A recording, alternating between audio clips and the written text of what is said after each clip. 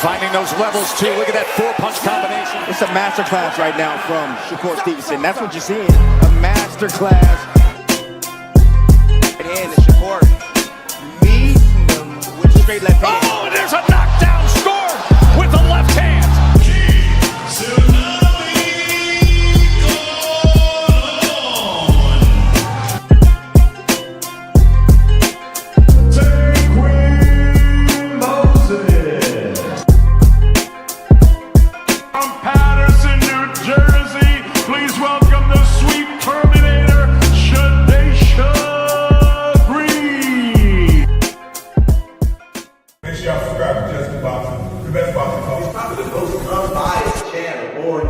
Right now, we're going to give him his just due. Shout out to my brother, Just Due.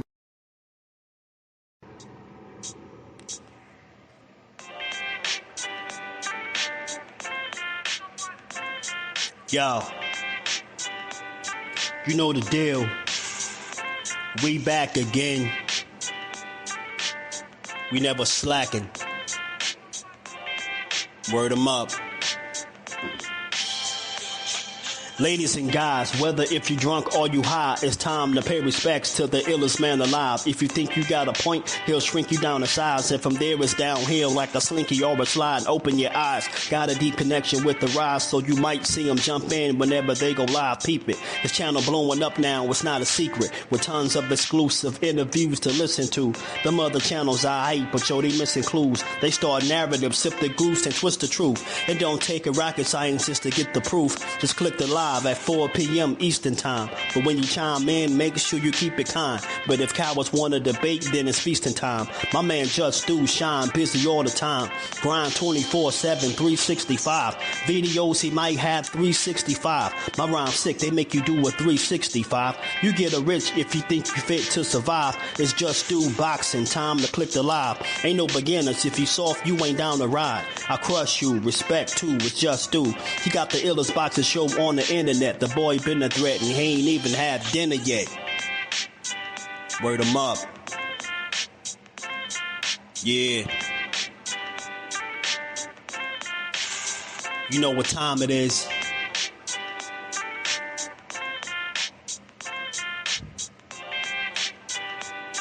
"4 p.m. Eastern.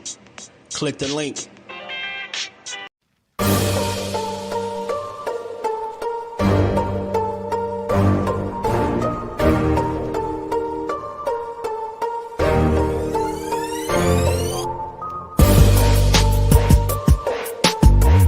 Do you foresee yourself being in, let's say, more thrilling fights as you get older? Basically what you're saying is, Floyd, get beat up and get some black eyes, then get your hand raised. No, and get stoop to everybody else's level and be stupid. When you get older, I'm saying, when you get older, do you think there's nothing cool about taking punishment, getting beat up, getting bloody lips, and getting a check. The coolest thing I can do, I can dominate you, shut you out, and make crazy money, and go home and live with my family in a very, very comfortable and happy way. That's how I like to do it. Lifting weights and being strong doesn't win fights. Having great timing and being a very, very smart and intelligent fighter wins fights. I mean, I've been in there before with guys that was a lot bigger and probably hit a lot harder and a lot stronger. But Floyd Mayweather always has the remedy. Okay. Well, 37 opponents had heart, and all of them came up short. Speed kills, I guess, right? Watching you in person is a lot faster than on TV, man. How important is speed? Well, it's not about speed. It's about smarts. It's about smarts, and it's about not getting hit that much. Baldamir's a big guy. What are you going to do to offset the size difference? It's not by size. Skills pays the bills at the end of the day. It's about being smart, and the smarter fighter is going to win. Most guys I don't beat them with speed and power. I beat them with smarts. I'll think about it. It's more up here than here. Bring the truth or tell on your ass what you doing or what you're not doing every single time. You can lie, you can bullshit and all that, but when that bell ring, if you ain't put that work in, it's gonna show, bro. It's gonna show. Not to mention y'all in a sport that can cost you your life. Literally, you can die in this shit. So if that's the case, man, if you gonna do this, don't bullshit with it. If you don't really want it, say to yourself, keep it real with yourself. I really don't want this shit. I can't put the work in that it requires. Walk away. Ain't nobody mad at you. Go out there, you're young enough, you go get educated, get a skill, do something, man. But don't play with this, man. The people you can get killed in this shit, man. What's good? What's good? What's good with the fam, man? We back again, man. Back to build on this boxing and give it its just due. I know y'all see the thumbnail, man. I'm just having a little bit of fun. Shout out to Thurman, man, who I am actually rooting for, by the way, man.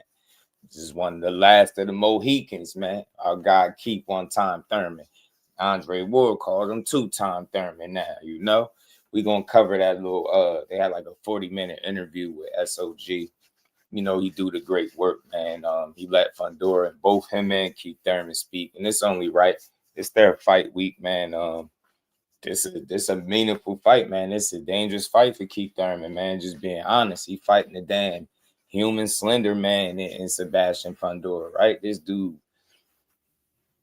is a damn NBA small forward or shooting guard, whatever you get me, like this big, tall ass dude.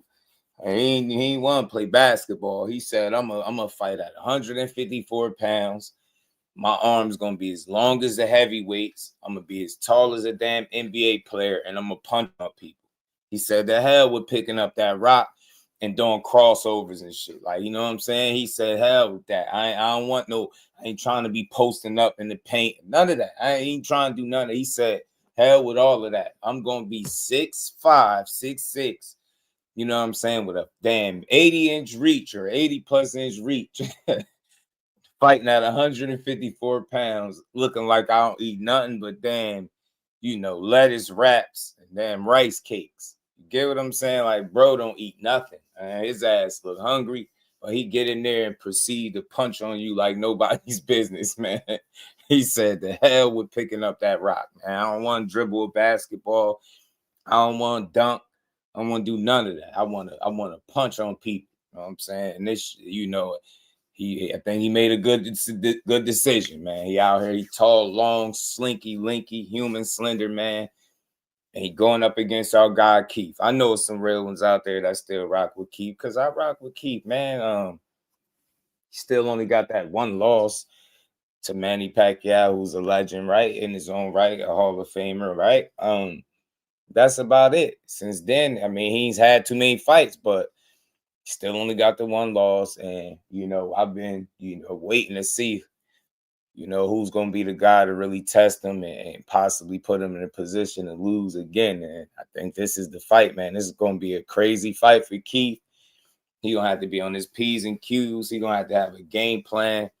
He gonna have to knock Fundora out, man, or something, bro. Like, cause something gotta give. You gotta tuck him in or something, bro. You gotta fold his ass like a lawn chair. Don't go out there playing with Keith. I mean, don't go out there playing with human slender, man.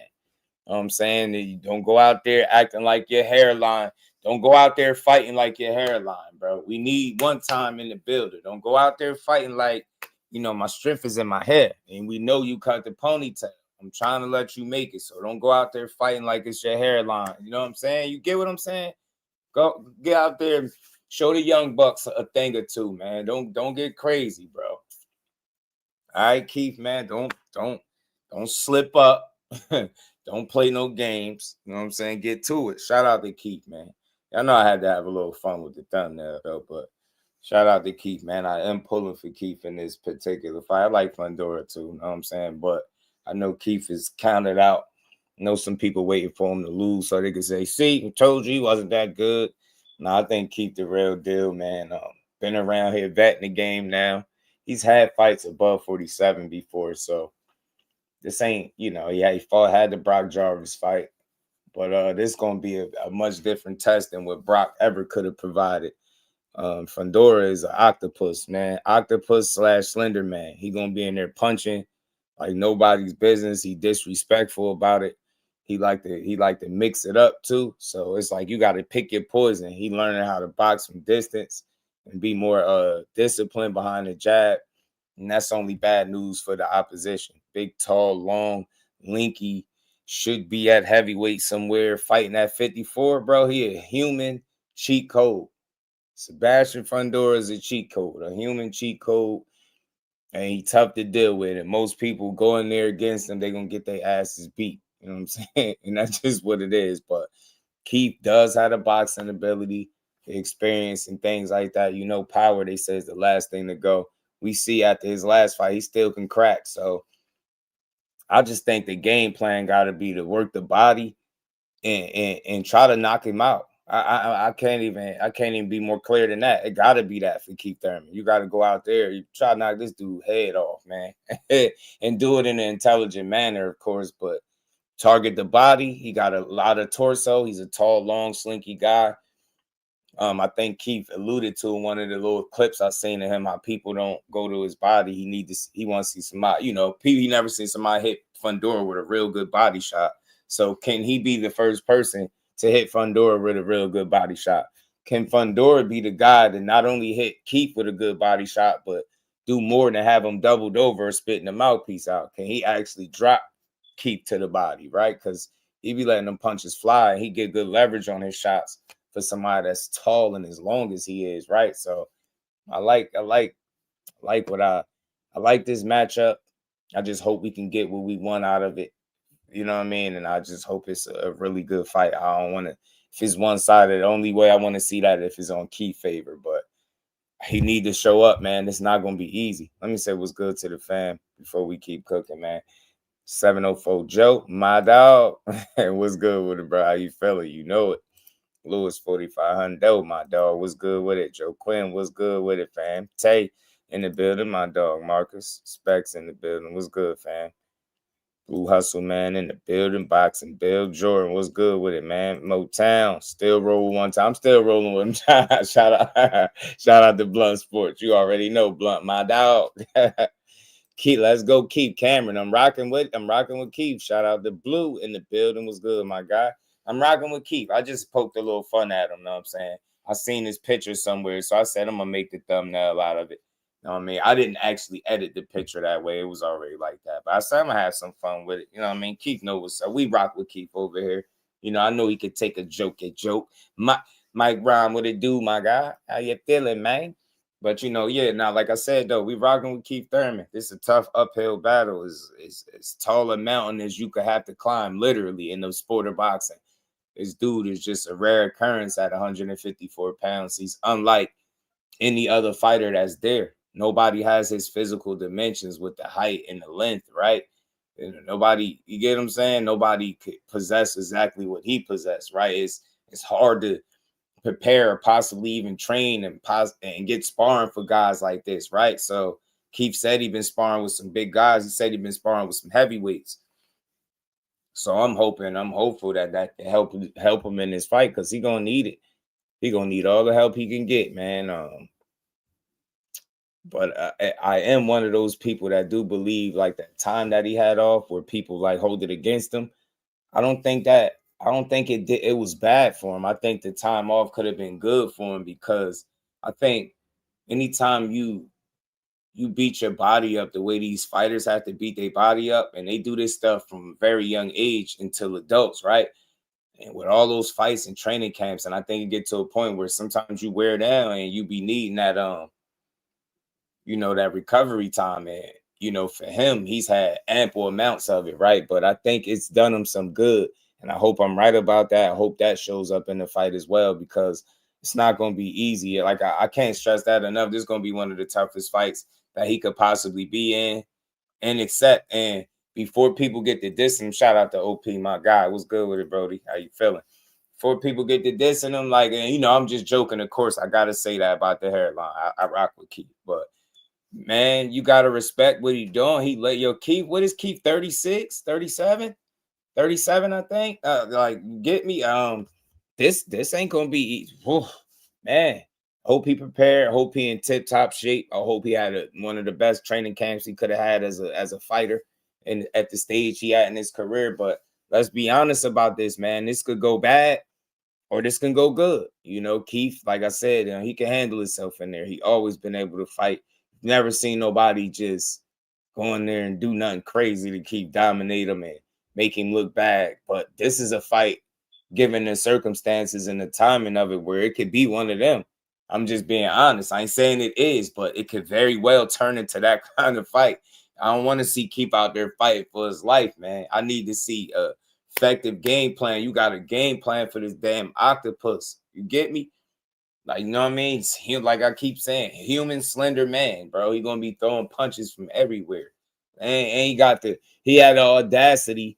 He had the audacity to start jabbing now in his fights. I don't know what got into Sebastian Fundora, but he got to chill. The last thing we needed him doing is fighting behind a jab. You know what I mean? Being more disciplined. And then when you get close, you manage to get past it. He got uppercuts for you in close. Tall as hell, long ass uppercuts too.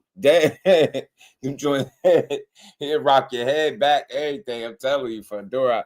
I've been watching him for some years, bro. And I remember one of the toughest fights I seen Fundora in, one of the first toughest fights. He fought Jamonte Clark. That was a war. I think it was a draw. I think it ended up being a draw. That was a war, man. Either you take it to Fundora or you box his ass down, right? You can't play with him. All that trying to, like, you got to be in or out, because sitting at the wrong range, that shit, think about how bad that could get. That could get ugly, man. You got to really figure it out with this dude, man. Because it ain't nothing you could do, like, you, to make up for that height and reach. You got to close the gap effectively, be smart while you doing it, be defensively responsible. I'm just trying to figure out how this going to look. Did y'all see them facing off? This shit look crazy. It look wild. It's gonna look like it's gonna look like they in different weight classes when they in the ring. I'm telling you, that's how much taller he is than Keith. It's gonna look wild. I'm telling you, man. I don't know if people really thought about this, but I'm glad this fight coming, because it answers. You know, I like fights like this where we get a lot of questions answered early, and the questions that we'll get answered is, where exactly does Keith Thurman stand at this point? And I think if it's anybody to put it to the test and get those answers about you, it'd be a Sebastian Fundora, because he don't know nothing else but the fight. And like I said, just adding the emergence of his jab is just bad news for the opposition. You really got something to deal with. You don't got a guy that's just going in there trying to mix it up unnecessarily. He worked his way to that point now. He a bit more patient and calculated behind that jab. Like I said, so Keith Thurman got his work cut out. He gonna have to figure it out, and I hope he can. Like I said, he got the boxing ability. You know, it's not like he had a deficit there, but he is up there in age. Sebastian Fundora is considerably younger. Obviously, the more active out of the two. He's been in some wars as well, though. He's taken a loss. They both got a loss, right? So it's going to come down to Keith Thurman's game plan and his will, man. He got to figure this shit out, because, again, Fundora, man, it's one in two ways. You gotta beat him up or box his head off. You know what I'm saying? All that trying to be cute shit ain't going to work. And I think it'll be necessary for him to try to make Fundora pay as much as possible. Like, he got to take advantage of every opportunity that present itself, right? Like, anything less, it could get bad, man. I'm telling you, he really got to be smart about this. Got to, man. And I hope he is, yo, because I'm rooting for Keith, man, in a real way. Hope he could find a way to pull this off and get that dub, man. So I think Fundora has it figured out. He might, bro. Shout out to Cal Cool, Blessings family. And it's gonna be one of those fights where how long do we see Keith Thurman? Like, for real, we getting real questions answered with this one. This is a good one. Like, I want to know how much he got in him too. And like I said, those questions are gonna be put on full display, and they're gonna have that, and Fundora's gonna have answers, right? And I want to know, you know what I'm saying? Because you know, don't get pounded out. You know what I'm saying? Don't get pounded out by Fundora, bro. Don't get like punched out the ring type deal. Don't get ran out the arena. You know what I'm saying? You gotta make this shit count, man. They count you out one time. You gotta be one time, one more time. Can he be one time, one more time?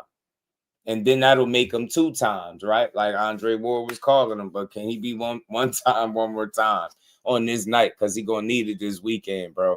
You're gonna have to stretch this dude. And the fortunate thing for Keith Thurman, he does have a fight that he could go to and look at where Fundora got clocked and stopped.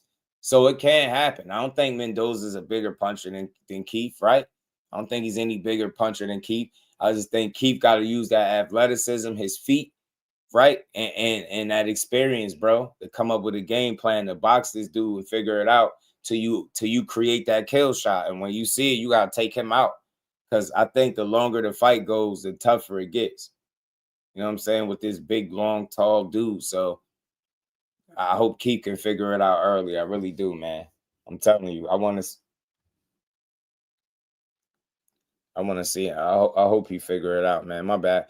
I hope my audio sound all right. Dalton Smith. That's gonna be a good one. I'm gonna get y'all make everybody hit the like button for your boy. Keith has a good overhand right. Absolutely, he do, Mike. You know it. He do, man. And he gotta land that joint, man. He gotta land it.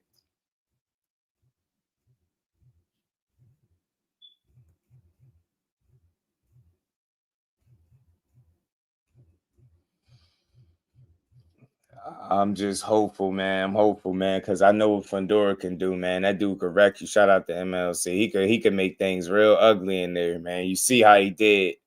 You know, he had 2 fights with Tim Tszyu. You see that second one. That second one was grueling. You see how bad that got for Tim? That got ugly, didn't it? Even the first one, he had a damn hole in his head. So, and that's another thing to keep in mind too, going into this fight early, bro.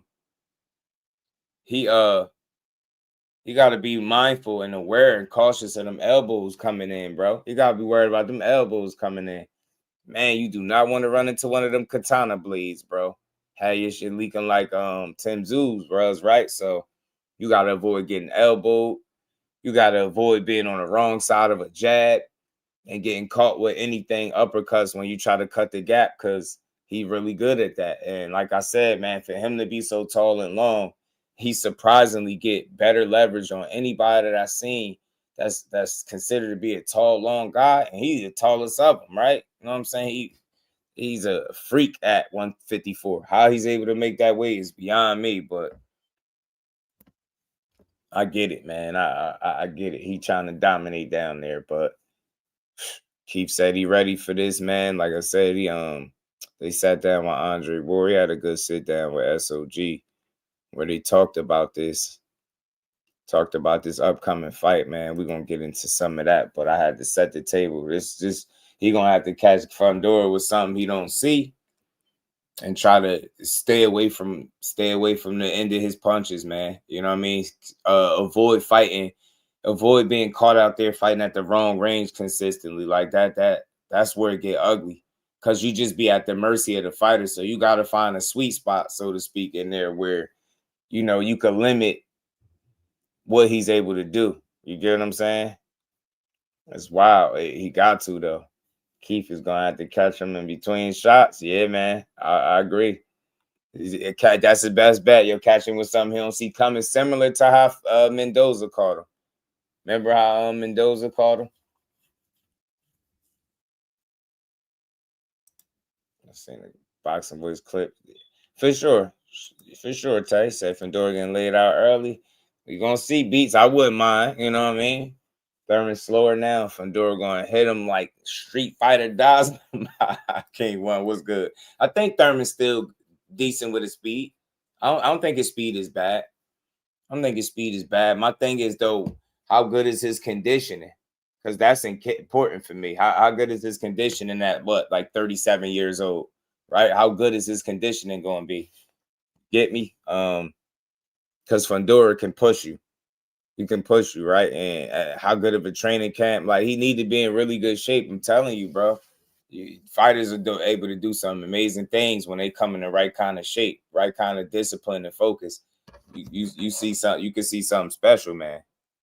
You can see something special. I think I had seen this too, Tay. I'm gonna download the clip so I could respond to it in a bit. I got you. Yeah, I think this the one I had seen. As soon as I seen a little bit that he said, I'm like, yeah. I had comment. I think I'm in the comment section somewhere, man, going back and forth with people on this one. I think this might be the clip. I be trying not to go back and forth, but you know, people just be, you know, they silly when it come to this boxing stuff, man. They just be saying anything. But let's get it, man. Yeah, man. Yeah, I'm telling you, it's just annoying because they won't leave it alone, Tay. They won't stop it. They don't know which narrative to try to control. The problem is with them, they push too many narratives when it came to his career and when it comes to people that they don't truly intend to fight. So at a certain point, they lose control of all the narratives that they're being pushed, and they just try to find one where they think they got leverage, and then they continue to drive that point home and try to push it. People keep arguing it, saying dumb stuff. We gonna get to. I got you. I definitely just downloaded it. Thurman going 12 rounds. That's what I'm saying. What is 12 rounds gonna look like? You know what I mean? Yeah, that's what I'm saying. 37 is late in the game for Keith, man. But he's relatively preserved 37-year-old, right? He got mileage, but not the average wear and tear of a 37-year-old that's been through wars. He haven't had, you know, mad war after war after war. He's been more preserved, as I like to say, in an optimistic way. So I just hope that he got another last hoorah. I ain't gonna lie to you. This is about as dangerous as a fight that Keith Thurman could take and be in. 54, you fighting the human Gosling, like you said. You fighting Mr. Fantastic. You get what I'm saying? The human Slender Man. That man like a cardboard cutout. He gonna be punching you from way across the ring. That should get out of hand. So Keith, have your feet pieces together, have your gas tank in order, your conditioning need to be A1. Gotta be on point with that stuff, yo. For him to have any kind of a chance for real to beat Fundora. He need those things. And I ain't worried about his skills and all that. It's conditioning, punch resistance, gas tank, stuff like where is all that at right now at this stage? Brock Jarvis wasn't able to really test you, and you had your way with him, and he ain't on your level, and you showed it. This ain't gonna be the same thing going into this fight. And like I said, y'all, he said he's been sparring with some heavyweights.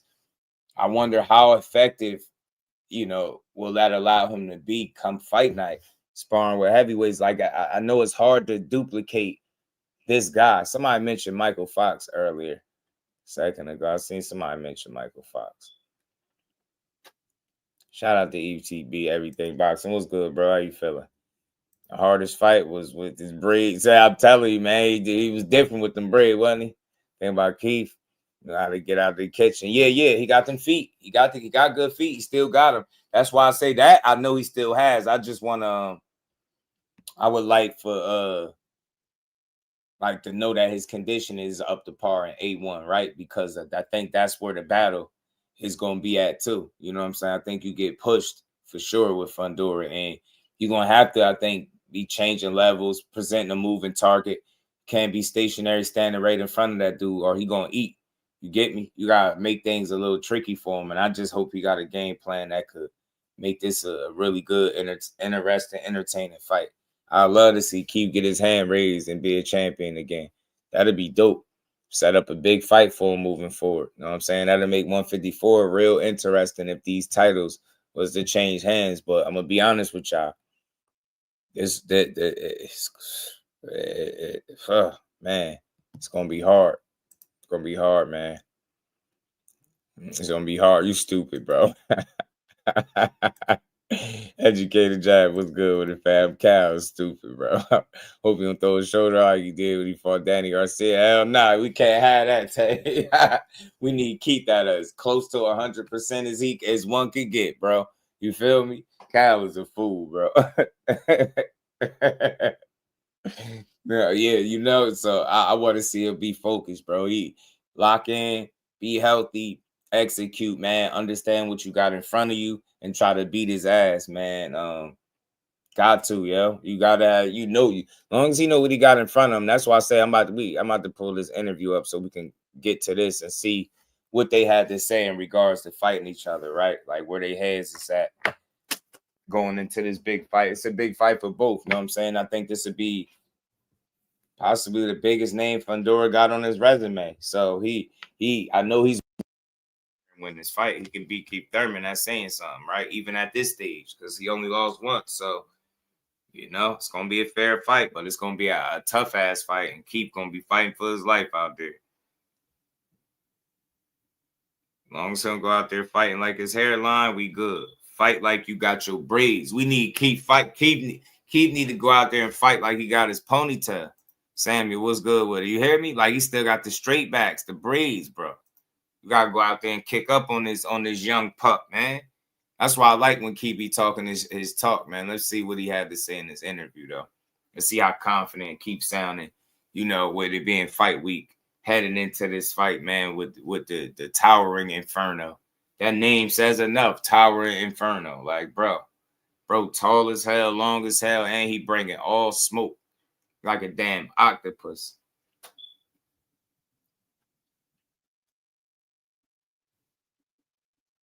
He like a dang octopus. I hope this is it. So I don't pull up the wrong thing. Keep got to fight like he fighting. Yeah, I'm telling you, fight with like your headline is on the line. Yo, appreciate you for having me. This later on, not that one. Let me remove that one. That ain't the one we're going for. We're going for Dre. We're going for Andre Ward. Yeah, that's why I say I keep saying that Mike, his legs, he need legs, conditioning, and a really good game plan, consistency. Pooh was good with it. It'd be better for PBC if Thurman to win.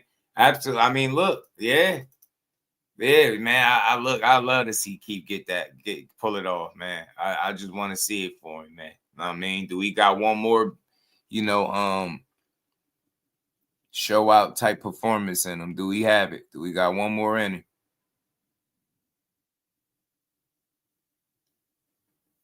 That's the question, right? Does Keith Thurman have one more of those? You get me? And I ain't saying he retiring after this, but this one need to be a vintage performance, because anything less, it might lead to getting your ass beat. I ain't gonna lie, it's gonna be tough as hell. You know what I mean? So it's gonna be all up to Keith, bro.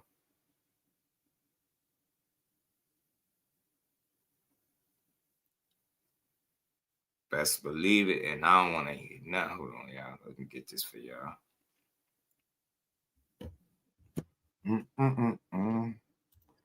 Keith said, my strength is in my hair. You know what I'm saying? Keith, my strength is in my hair. Thurman, damn it. You hear me? I'm going to play this little short one real quick, then we're going to get to the full joint, man.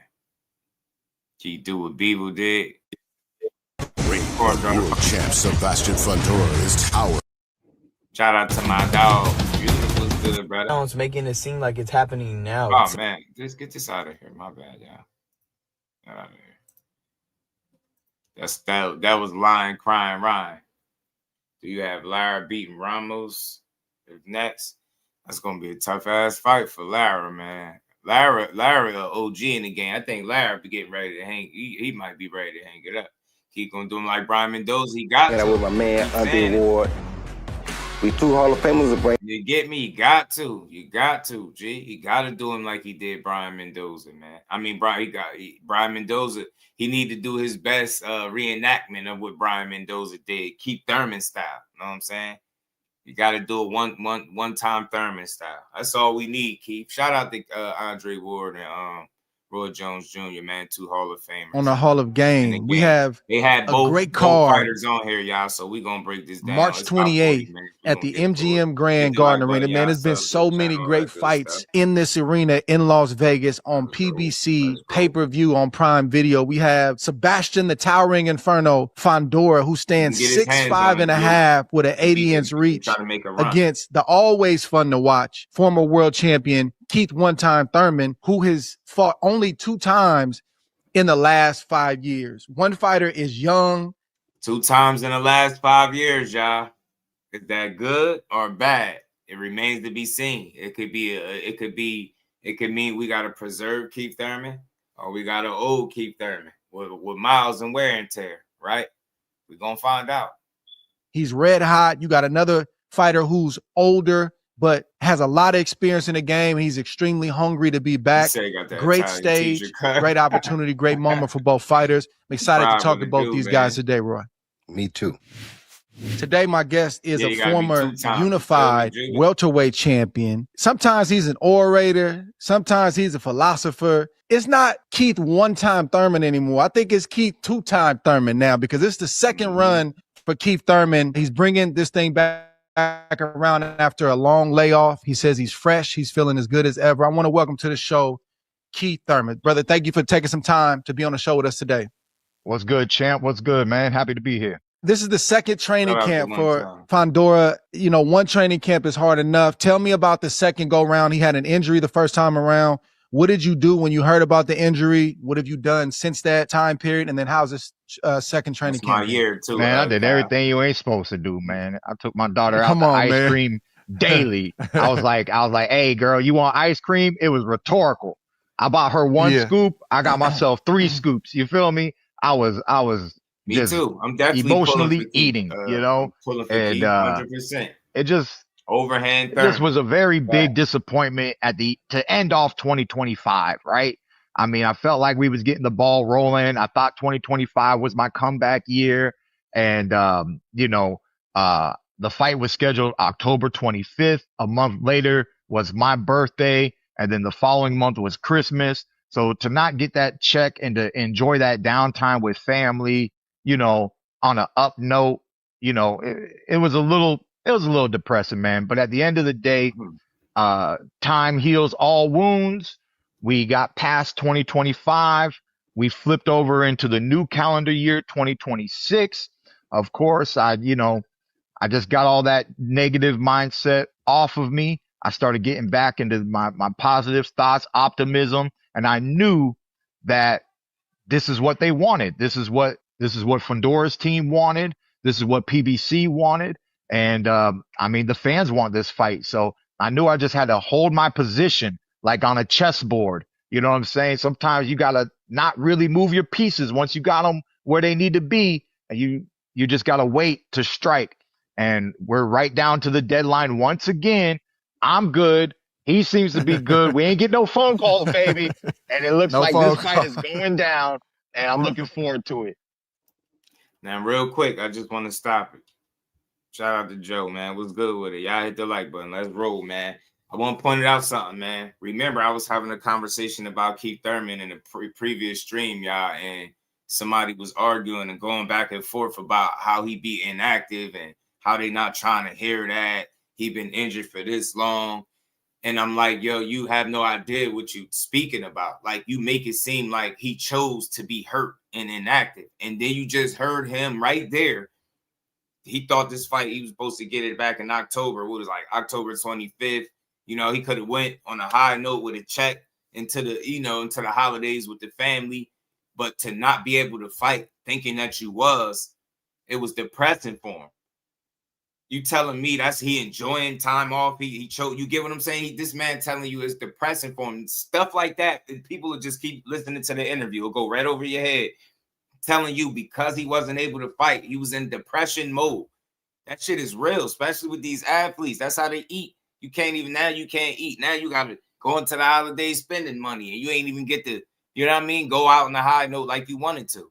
Trying to tell y'all just to reconsider that when you tell me a guy, are you mad at a dude because he's injured and inactive? Like that's something that he's choosing to do. Like, yeah, I'm going to fake this injury. I'm going to just stretch it out. Like this ain't like the NBA. You ain't still getting no checks. You're not getting paid, bro. You're not fighting. You're not getting paid, but you constantly spending money. Get what I'm saying? So you got to rethink that. If you one of the people that argued and been mad because he's been inactive, that shit has made this man depressed not getting that Fundora fight in October. It's crazy, bro. Crazy, man. Yeah, we're supposed to get that.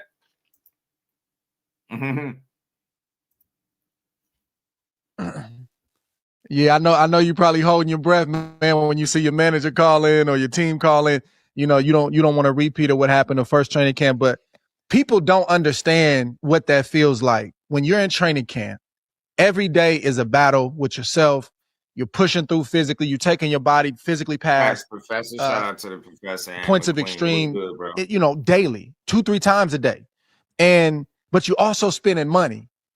You got physical therapists, massage therapists, sparring partners, the whole nine. So I used to get to the end of camp and I'll be writing them checks to my sparring partners and I say, Yeah, it's time to fight. I'm trying to make some money, man. I'm trying to make some money. Like I'm starting to feel like it's time. I've been putting out. It's time to make that money. So to get that call that late, it's got to be difficult. And people think, oh, just move on. It's like it's not that easy. A lot of times, you do have to go through a period of recovery to get yourself back together.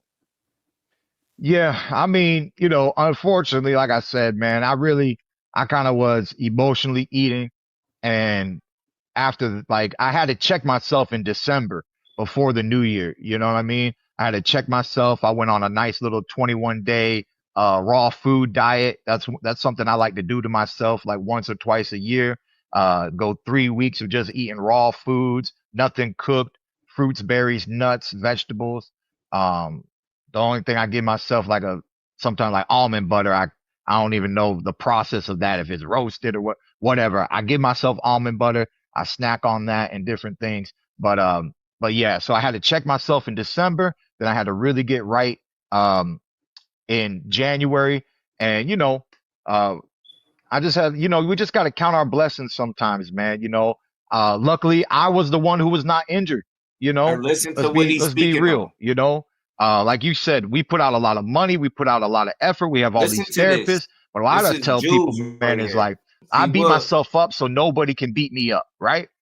That's my job. That's the way I look at my job. Right. I gotta grind hard, train twice a day, 3 times a day. I gotta beat this body up so that nobody can beat it up. That's the process, man. And sometimes we get injured preparing for our fights. I'm 3 surgeries in. I know what it's like. I made my one little video. I vented for everybody. I put a little into it, but ultimately I understand what it is. I understand the sport of boxing. And like I said, man, we just had to hold tight. And hey, man, God knows what he's doing. I know you as a soldier of God. God knows what he's doing. And if my comeback year is supposed to be 2026, then so be it. And there you go. You hearing how he's speaking about his emotional and mental state, not getting a fight. And how after you done went through a training, you start training, paying people, then you just got to sit back down on the sideline and stay motivated. Make sure you keep yourself in shape and stay ready for this opportunity. Say you heard him. Thankfully, this time it wasn't me that was injured. See what I'm saying? Because he 3 surgeries in. This is the stuff that people overlook and don't care about. And they act like these dudes supposed to be Superman. But that 3 surgeries in is a product of the grind. Putting that work in. And this dude, like I said, at once upon a time, he was looked at as the best welterweight. You know what I'm saying? The top welterweight for sure in the game. So I always like Keith. I never seen a born Keith Thurman fight. And I still to this day don't think you will. You know what I'm saying? This dude really could fight. And I hate the fact that he caught a bit of the injury bug because he was rolling. You get what I'm saying? And that's what people don't understand. The stuff that these dudes go through when they're not able to fight. You think they enjoying being, people make it seem as if injuries are a good thing. Like, yeah, you still getting paid. Nah, bro. Sitting on the sideline while you watching people fight for belts and, make all types of money, and you're supposed to be part of that because you've been putting work in since you've been a kid. Get what I'm saying? Telling you, man. Facts, bro. Facts. That's right. I'm gonna ask another one. I'm gonna let Roy get in here. You're literally facing a towering inferno. A guy that's 6'5.5". PBC website has you at 5'9.5". Is that accurate? Take an inch off. So 5'9". I wanted to give you the half inch, but you say 5'9"? No, 5'8.5". I said take an inch off. Take an inch off, not a half inch. So you keep 5'8.5". I told you they be having people with heights. 5'8.5". Okay. I know. The doctor hurt my heart. I said, doctor, just say 5'9". He's like, oh, sorry, champ. 5'8.5". Yeah. So you 5'8.5". He's 6'5.5". Keith. Damn, man. You have 6'5.5". Talked a great deal, right, over the last year about how you feel about facing him, and this is a challenge that you're up for. This is what you live for. Break that down for the people. When you face an opponent with that kind of height and reach advantage, he's also got an 80-inch reach. That's a lot to deal with. What is the mindset preparing for a guy with those kind of advantages? Luckily, I was able to get the same sparring partners from last camp. I really liked what they brought to the table. It's really for my eyes to adjust to what this conversation is about right now. That length, the distance, that long jab. And, You to gotta say that prepare. 80 inch it's not a reach is lot of work. ridiculous, It is, you know, because they can hit me before I can hit them. I gotta use defense. I Michael gotta be Fox. tricky in my tactics. Somebody else mentioned And that. that's my favorite thing, man, is really having poise, having an understanding of the ring. But when you can get tricky with it, right? You know, that's that thing that I feel like a lot of people don't talk about in boxing. And I like to tell my amateurs this all the time, right? You don't want to be hit. The other man doesn't want to be hit. How do you hit each other? The best wrong answer is speed. Speed gets there, right? I give him a nice little B plus for that, right? But the answer I'm looking for is if I trick you, then I don't need permission to hit you. If I trick you, look here, boom, look up, boom. You know, you're not, you know, look at the way I set up my last knockout, right? That uppercut came from nowhere, right? And so I got him protecting the sides, and then bink him. I put one right up the middle, something he didn't see. When you trick him, you get to hit him without permission. So, you know, as a veteran, man, I believe that that's going to be a key to victory, and just, you know, taking advantage of just moments and maybe even trading in the pocket. I mean, it's dangerous, but it's always been dangerous to trade with me. Many men have found that out, and I think Fundora is no exception. Man, and if y'all listening, he was saying similar shit to what I'm saying. Catch them with punches that they don't see. You hear me?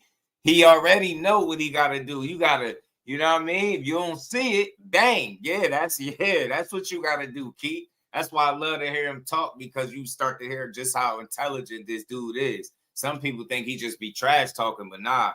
You ask Keith real questions, you get real answers about fights, and he letting you know what he in for and how you got to approach it. I think he on point. That's exactly what I was saying. You got to catch this dude when he ain't ready for it. Catch him with a punch you don't see. I think he's fast enough. I think his legs are good enough. I think he still punch hard enough. You get what I'm saying? You just got to put it together. He need that vintage Keith Thurman type performance, man. Right, Blunt? He giving that game, man. Yeah, for sure, man. Shout out to Keith, man. So the element of surprise, where we coming from, huh? Yes, so the element of surprise, right? Yes, yes. You know, rhythm, set them off, feints. You know, you was playful. You was tricking them all, Roy. You was tricking them all the time, baby. That's why I'm laughing. That's why I'm laughing. Yeah, man. That's you why was I'm tricking laughing. them all the time, man. It's like, I don't need permission, but I'm about to slap you, boy. So how were you able to keep that same hunger for this fight, or did it give you even more hunger having that setback? You know, honestly, man, it's a weird blessing in disguise. I don't wish my career on nobody. All the ups and downs, political stumbling blocks that I've ran into through my career, through my journey and my road in this sport of boxing, I don't wish it on nobody, man. But honestly, it's all the inactivity that just is like, put me back in the game, coach. What's Thurman doing on the bench? Yeah, it's time. Let's get the Thurman show back going. It's Thurman versus everybody. You can't make a bad Thurman fight. You just can't. You can send me to Disney World, I'll fight Daffy Duck, and it's gonna be entertaining. Okay? I promise you, man. So I just love the sport. And I know both of you know that there was a time where we was amateurs. We did this for free. We did this for trophies. We did this to make our moms and our dads proud of us. We wasn't even thinking about money. Then we turned pro. We got a little bit of dough. And then we got on TV and we got Mo. And then we got Mo. And then there was a moment where we were champions. And we was on top of the world. And all of a sudden, it feels like a job. And it don't feel like a dream no more. You know? And I'm very fortunate that my time away from the sport has shown me that I missed this thing. Like, you know, like that girl that got away. You know what I'm saying? Right. Like that one, like she was bad. He was like, damn, how'd I mess that up, man? Oh man, you know, I don't really got it like that. I'm just making an analogy. I love my wife. I love my wife and my kids. You know what I'm saying? Right. But we all know, we know where I'm coming from. You know what I'm saying? Like, ooh, man, if I could only, not being so stupid, and different things, so that's that emotion. I got that emotion back, man. We're really, if Keith Thurman retires today, the story is nice, but my heart will be sad, you know? And I don't want to live with a sad heart. And that's why I'm in here grinding. And that's why I'm taking up the youngest, toughest, one of the biggest challenges at 154 today, is just because I need to satisfy my heart and my soul. And the only way of doing that is getting in the bright lights, MGM Grand against Sebastian Fundora, the towering inferno. And then to put a smile on my face, we got to make it manifest, baby. Timber! And it's telling you, speak it into existence. Chop down this tree, man. It's gonna make everything bitter taste so sweet. Chop down this tree, man. Chop it down, man. You hear me, Keith? Don't go out there fighting like your hairline. No disrespect, man. Huh? Because they calling you unk nowadays, Keith. I don't know if you noticed, like you in the realm of being an unk. And you got to show this young buck. You got to show him what that grown man strength is about. Not strength, strength. You hear me? You got to show them. Look, it's funny because they both from Florida, if I'm not mistaken. Yeah, Keith Clearwater, Florida, and Sebastian Fundora. What is it? West Palm Beach, Florida. Man, who is the real Floridian out there, man? Hey, Keith, you got to show him the old man strength. Do not fight. Fight like your hairline is on the line, but don't fight like your hairline. Like, you get what I'm saying? Like, don't act crazy. You get what I'm saying, Keith? Beat his young ass, bro. In other words, you know what I'm saying? He going to try to scrimp with you, but you're going to have to show him that you got the real scrimp, man. Like, you ain't need the ponytail no more, man. That was you shedding your old skin to the new version of you. You got to chin check his ass, man. Telling you. Brian Mendoza, his ass, bro. Telling you, use your legs, your experience. Get what I'm saying? Get yours. Get out of there. Don't be at the mercy of his punches. And sleep his ass the first chance you get. You catch him sleeping, you got to get him. You got to put his ass. I'm telling you, I swear the whole fight, I'm going to be saying, Keith, punch him. So I'm going to be rooting for Keith to knock his head off, y'all. Get him, Keith. You know, this shit could get real ugly for my boy, man. I ain't going to lie to you. I know this is an uphill battle. Boy, I know it's a very good chance he get his ass kicked. Because Sebastian Fundora just a strange guy to have to fight. Like, think about it, yo, bro. All that height and length, bro could have went and dribbled the ball. He could have been doing crossovers in it somewhere, right? He said, "Nah, I'm going to be a cheat code. I'm going to fight at 154. I'm not going to eat nothing but like lettuce wraps. You know what I'm saying? Lettuce wraps and rice cakes. That's his whole diet. He a grass. They feed him like a cow. He a grass-fed boxer. He the first grass-fed boxer in the world. This man don't eat nothing. He looked like a cardboard cutout that do road work. Like if a cardboard cutout was to do road work, it'd be Sebastian Fundora. Bro said, "The hell with the crossovers. I don't want to dunk on you. I don't want to shoot no threes. Nothing. I ain't trying to post nobody up in the paint. None of that shit. Nah, I'm going to just punch people from 80 inches away. I'm going to punch people from about 3 feet away while you can't do nothing about it. He a cheat code is what I'm getting at. Beat his ass, Keith. This shit going to get rough for you out there if you don't. You got to kick his ass, bro. Take his confidence from him early or chin check him. Don't let this fight get out of hand. You the older guy, but you can't let it look like that. You got to school this young man. You know what I'm saying? You got to show that you're a vet and not an unk. Don't go out there fighting like somebody uncle, bro, at the cookout. I'm telling you, be his young ass. You got to do it. You know what I'm saying? Catch him like Brian Mendoza did, knock his head off. I'm telling you. Shout out to the Queen Lisa. How you feeling today? I'm telling you. Hey, I'm telling you. Shout out to Bang Boogie, man. Y'all hit that. I can't wait to see this fight either, man. It's a good one. Motown, what it do, my guy? What's good with it? Elijah, what it do, my guy? What's good, fam? Yeah, Thurman could catch him, man. He could be cooking. He gonna need to. Let's keep rolling, man. You know, only some people know that feeling where you can take all that bitterness in life and you can convert it back into something sweet that manifests, man. And I'm just an optimistic soul. I believe in my skills, my talent, everything that I've learned in this sport of boxing, and that this journey, like Ward was saying, man, this is that second time Keith Thurman is going to show the world you know, what he brings to the table in the sport of boxing. On that particular night, Keith, he's known as being a tall guy, but close inside. Who's going to be the better fighter inside? Yeah, you know, he's got good uppercuts on the inside. See? You know, he knows how to change it up on the inside. Yes, you know, he do, but man. at the same time, he's vulnerable. He's vulnerable. You know, before I sign a contract, well, in the process of signing. Real quick, notice Keith, he don't just talk. He said, what did I say before I played this? That's why I be setting the table. He spoke about them uppercuts. Didn't I say he got them crazy uppercuts? He get good leverage on them. You know, Keith been doing his homework. That's why I give him a chance to win the fight, other than just obvious skill set. IQ, he a smart dude, man. He a smart dude. In a contract, you know, I look at the guy, and one of the first things I look at is actually not offense. The first thing I look at is defense, right?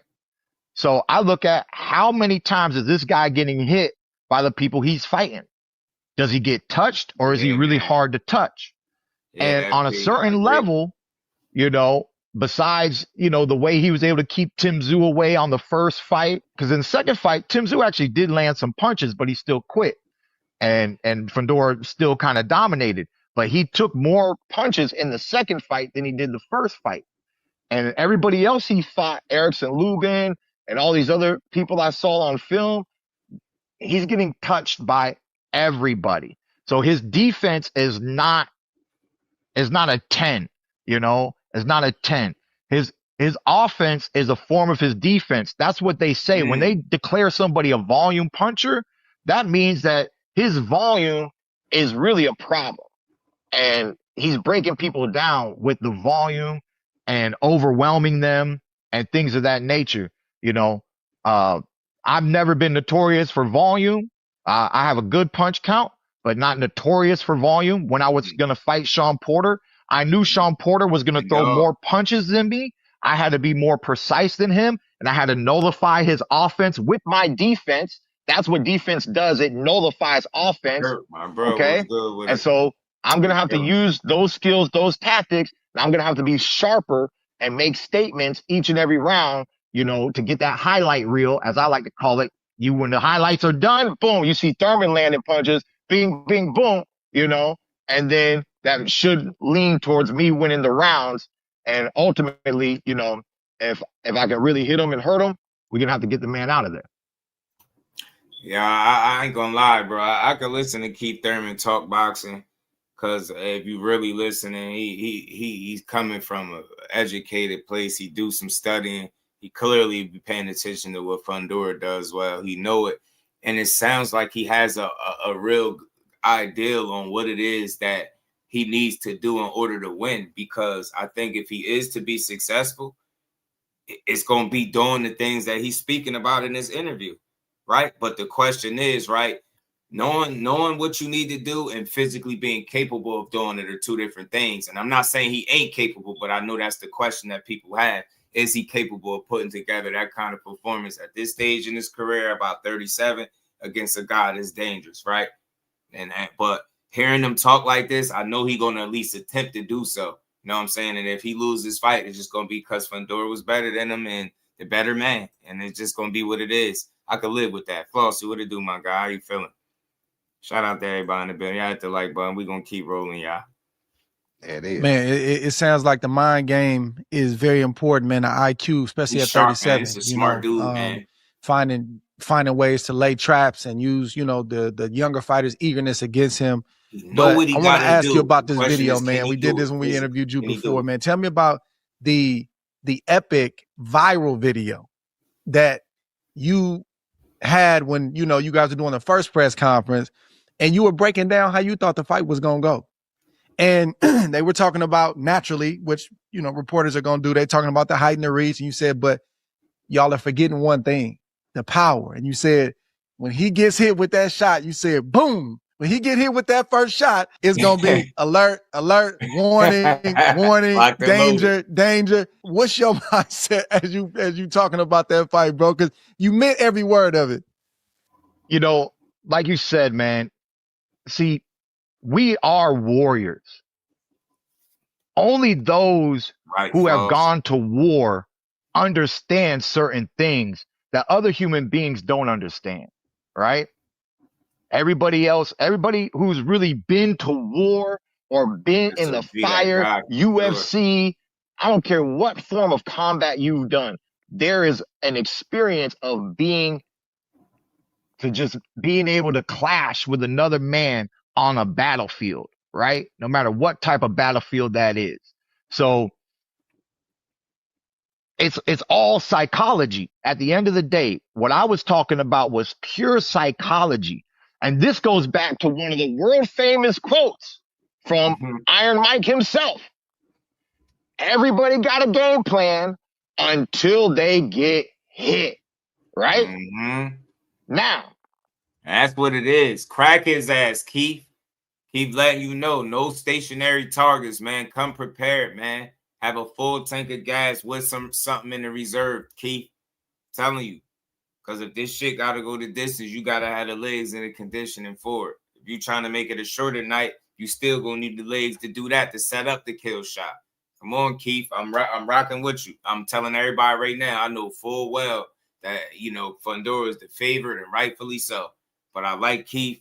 I like his boxing ability, like his boxing brain, how he break things down. Smart dude, man. He always been that.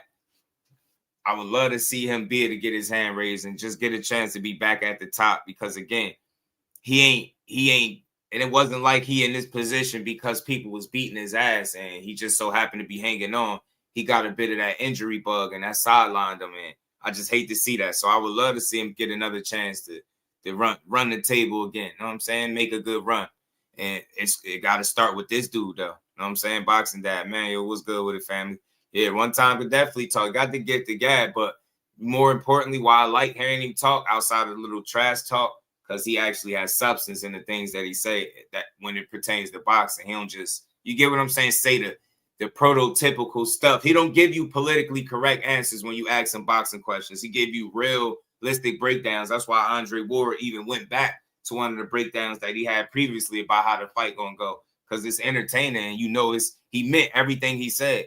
You know what I'm saying? And that's just how Keith is. He gonna give you something real rather than something politically correct. See, one thing I was trying to explain to people is that Fundora's got some great wins on his record. But a lot of those men are broken souls. Erickson Lubin, he was knocked out before, and by the time he got Tim Tszyu a second time, the Tim Tszyu that quit in the ring, instead of the Tim Tszyu that bled down his face the whole time, he was knocked out before that second rematch. So he really tasted defeat, Keith Thurman's never tasted defeat. So you got to deal with a soldier, and when Mike Tyson talks about that punch, Fundora, he's been knocked out before. This is what I was explaining. The psychology is when a big punch lands, no matter how much confidence he is reestablishing after his first career loss, and he's back on a roll, people. He's back up, he's climbing that ladder high. Okay, he's feeling good. And when he gets hit, every cell in his body, every cell is going to awaken, and something deep in that subconscious mind is going to come to the forefront of his mind, and it's not a choice. It's not a Yo, even I know it ain't just me, even SOG laughing at the way he breaking this down. Yo, I know if you asked him how much did he enjoy this Keith Thurman interview, he had fun with this, just because Keith give you so much more than what you asked for. And take it from a guy that's interviewed fighters, that's some of the easiest people to interview. When you ask them a question and they just go, they give you the answer and then so much more. That's what Keith do, and you could just sit back and just enjoy the conversation, bro, because Keith gonna go. But everything he's saying is spot on, though. Choice. I don't know. I should have a plaque on the wall. Can I get a doctorate? Can I get a doctorate's degree up in here? Okay? I know this game, people. In and out. In and out. From every cell of the body, what it means to be a fighter. And my original coach, Benn Getty. See, Roy Jones knows who Benn Getty is. Okay? You can look up Roy Jones sparring Scully? Who was that white boy? Scully? Back in the day? Yep. John Scully. You look at Roy Jones and John Scully, And look who's in the ring with these two fighters. His name was Benn. That was my coach. That was my coach. First time he laid eyes on Roy Jones Jr., he said he's going to be champion of the world. He loved Andre Ward. Andre Ward don't even know how much my coach loved him, before he even grabbed that gold medal. And he said he just boxed so proper, so precise, so his defense, offense, his game was right, But my coach loved power, so he loved Andre Berto growing up. He loved watching me. Once he knew I had that power, he knew people. Once you land, he said, with 10-ounce gloves, because we was in the amateurs. He said, I don't care who it is, boy. With 10-ounce gloves, you hit them on the chin, they're gonna do a pretty little dance. So So you saying you gonna wake them sales up? You gonna wake the Fundora sales up? I hear you. Hey man, I've been doing this for too long, man. We love this and we want to bring it. And the power of now, man. The backstories, the layoffs, the injuries, none of that matters right here, right. You too late, Kurt. Already on it, bro. You already late, bro. Shout out to you, but you're already late. I already had her. You know what I'm saying? Shout out to the queen. Appreciate you, man. I like the work she doing over there. Right now, only this fight matters. Y'all got short-term memories on TikTok anyway, scrolling all day long. Keith Thurman needs one new highlight reel, and we're going to get the world hyped once again about the Thurman show. Yeah. That's right. I mean, he crazy. Well, They gonna wake themselves up. Ant, what's good with it, bro? Bruce Gas. Peace to the OG. Say he gonna wake up themselves, man. Wake up themselves, man. Yeah, you gotta do that. I love hearing it, but we know that's part of the battle. The other part is actually executing it. You know what I'm saying? He know what he gotta do. Now let's see how his body respond or how he's able to have success when it's time to fight. Because this is not going to be a walk in the park for him at all. I'm telling you, you got to be crazy to be a fighter. I swear you do. I say that all the time, bro. Out of all of the things that you could do for money, this is what you do. Fight. You get me? Is that my guy, Ann McQueen? Like that. Yes, sir. Yeah, man, my joint froze up. I love what Keith was saying about the psychology. Mm-hmm. It made me think of another fight that's coming up. Fabio Wardley and Daniel Dubois. Right. Remember we seen my man Daniel Dubois. He had the issue with the orbital bone versus Joe Joyce. Had to withdraw from that fight. Bro. Then he got labeled a quitter. That's what people were saying about him. He's a quitter. Mm-hmm. Every time it get tough, he gonna quit. Then he went on a nice low roll until he ran into that man Usyk. It was the low blow controversy. He ended up getting stopped in that fight. Then he got on the roll again and fought himself back into contention to get the rematch with Usyk. But then what happened when he got hit on the chin with a good shot? Right. It was over. He just folded. So I like what Keith is saying as far as a good shot being able to recall some bad memories. Mm-hmm. He want to put him through that because that'll be good. Give him something to think about, have to worry about, consider. Anything that could create some, make him a bit hesitant and second guess. You don't want this dude going full steam ahead because that's not going to be a good sign for you. But somebody did mention in the chat that Keith could do a good job fighting backwards. He had good feet, man. He's an athletic guy, bro. I think people overlook some of the stuff he able to do in there, and I know some of that is because of the big gap in inactivity and stuff like that in his career. With people, I think some of his best years, people just wasn't able to see him, which is unfortunate. But I hope that time off, like I've been saying, has made him a bit more preserved than old. Because if that's the case, then we in for a good one. I think we should get a good fight regardless of the outcome. But me personally, I would love to see Keith pull it off. Likewise. But I also don't want to see Sebastian Fundora lose either. So I'm a little bit torn on this one. It's crazy, right? Yeah, I like Fundora. On one hand, I would love to see Keith rise from the ashes, so to speak. But on the other hand, I like the way that Sebastian Fundora conducts himself. You know what I mean? When you see him in interviews, very soft-spoken dude. It was stated that he was going to Harvard, I believe that was. I can't. It was at Harvard or Stanford. It was one of them Ivy League schools for engineering. You know what I mean? He's always a class act. And then he seems to flip the switch when he's in the ring. Outside the ring, he's smiling. He's the gentle giant. And when he gets in the ring, he got a nasty disposition. And the one thing I really do like about Sebastian Fundora is he's one of those guys that truly lives by that it's either him or me type of mentality.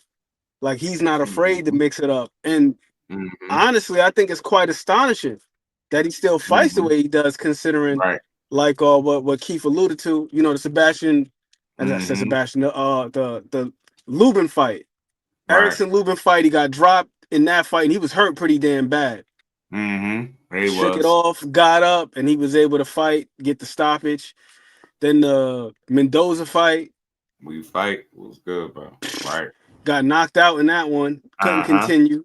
And then the first Tim Tszyu fight, you know, we always talk about Tim Tszyu's cut that he had incurred in that fight, blood streaming all down his face, the crimson mask, as they say. But Sebastian Fundora's nose was busted pretty bad in that fight too. He was bleeding profusely. Yeah, I thought it was broke, bro. It was nasty. It was nasty. So he had to fight through some adversity in that fight as well. So just the fact that he's got somewhat of a short-term memory, kind of like Terry Norris. Like, Terry Norris is one of them dudes where he could get knocked out, then come back his next several fights, you wouldn't know that he got knocked out previously. Because he fight with the same type of fervor. He's not going to be timid. He ain't going to be overly defensive. He ain't going to switch up his style. Special quality that not many have. I think that's a really special quality to be able to take a loss. I agree 1,000%, bro. Especially a bad one, to have a short-term memory where it don't affect how you approach fights from there on out. Like, you've seen it happen to the best of them, right? Be changed after a bad Victor loss, Ortiz used to be vicious. Remember, once upon a time, Victor Ortiz was real vicious. He was nasty.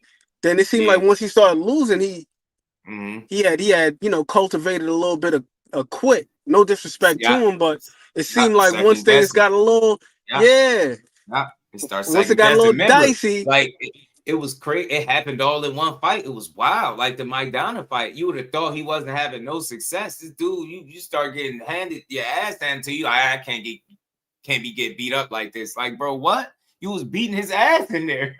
He just ended up outlasting you, getting the better of it. But yeah, from that point on, he just seemed like you've seen flashes of how he fought, but you always knew that he fought like a guy that's been stopped before. Yeah, man. Look, I don't think we ain't just talking for the fight's sake. Look, Keith can very well get beat up. I know that's a real high possibility, bro.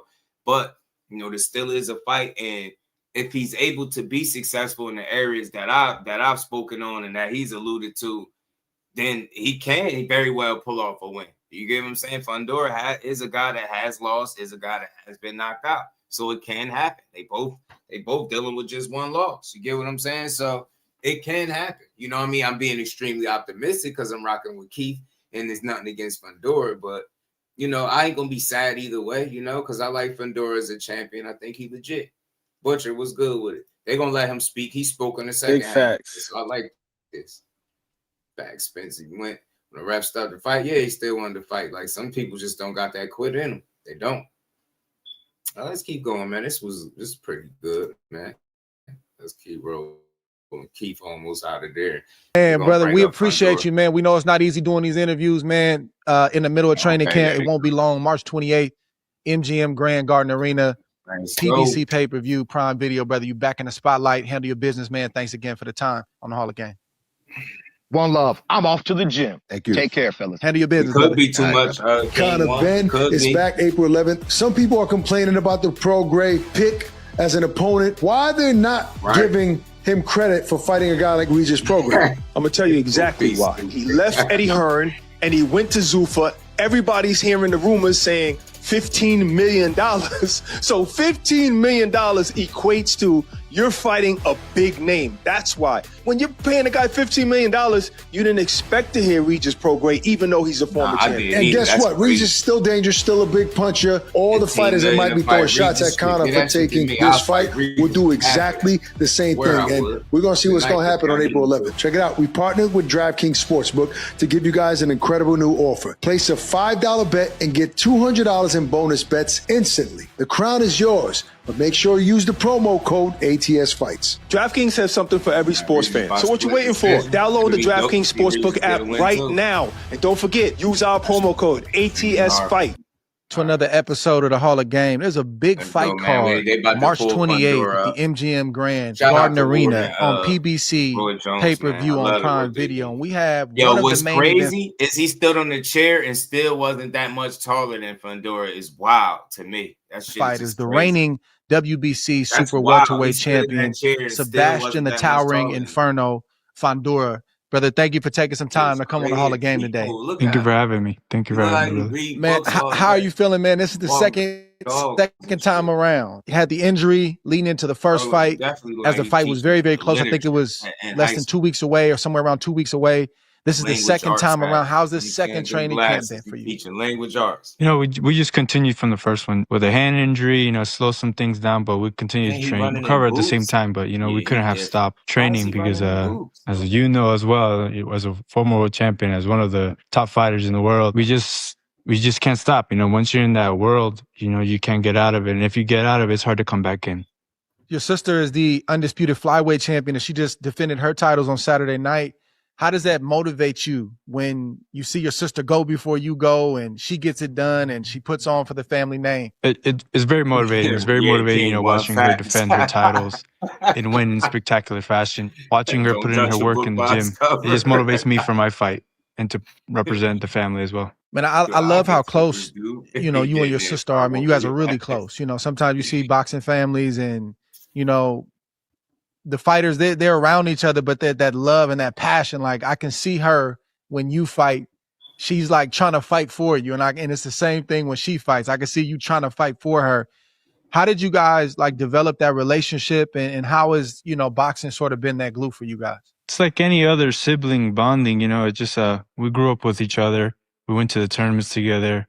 We still live with each other. So, you know, training and all those things, we continue to grow with each other. You know, we talked to Keith Thurman about this and how he dealt with the postponement. And I know you said that you just have to keep going, you just have to keep moving, but it is disappointing. You get deep into a camp, you spent money, you're looking sharp, you've already started your weight cut, and there's something like that that's unexpected. How did you sort of bounce back mentally from that postponement? You know, injuries happen in the sport. Injuries happen in all kinds of sports. Boxing is a year-round sport, though. So, you know, for me to get injured, it kind of sucks that date didn't happen. But, you know, I train year-round, so that's not really a problem for me to cut weight or anything. I have to maintain these things regardless. So to continue training camp was not really too much of a bother. Did you take any time off, or did you literally keep going? I literally just kept going. There's no time off. There's no time off in the sport. If you want to make it to the top, I feel. So you being 6'5.5", you're always going to be the taller fighter. I don't know if you've ever fought anybody that looked at you eye to eye, but most of the questions are for your opponents and how hard it is for them to find sparring partners to you know mimic your height and your reach and your style. Is it ever hard for you to find sparring partners for the opponents that you have to fight, and namely in this case, Keith Thurman? I don't think so. My dad handles all those the sparring and all that, but I feel like it's just the style. But watching their fights, you know, you never find a Keith Thurman. You'll never find let's say a Tim Tszyu. There's always just that one person that has it. Of course, you'll never find a Sebastian Fundora. You might find a guy that's 6'6" or 154. You might have all the attributes as Sebastian Fundora, but he won't not be Sebastian Fundora, you know? Right. He's right about that. Sebastian, tell me where you think you're a better fighter, inside or outside? Nasty. I love Calvin Dubois too. I feel more comfortable on the inside, but you know, I've been working a lot more on the outside as well too. So, you know, it's just wherever the fight is comfortable for me. But a lot of the times I feel comfortable on the inside because I know those shots aren't going to miss. You know, I'm going to throw a power shot. It's not going to miss, whether it's an uppercut or a hook, but I'm going to land it for sure. So that's the reason you like fighting inside more then, because you guarantee. Yes, because I can throw 10 punches, 20 punches, and they're all, or most of them are going to land. So that's where, you know, you want to throw these hard punches. You don't want to waste them because that can get you tired. Man, I like what he's saying. He confident in his hand game in the inside. He's like, look, I know I'm gonna land most of them joints. You try to fight me in the inside, he basically gonna put you in the blender. That's what he said, y'all. You get the inside with him, it's gonna get spooky for you in there. Damn, he gonna have to be super smart with this dude, man. I'm telling you. He talking about, I heard him mention something about exchange a bit, and I understand that, but just be smart about it. That's all. Be smart, man.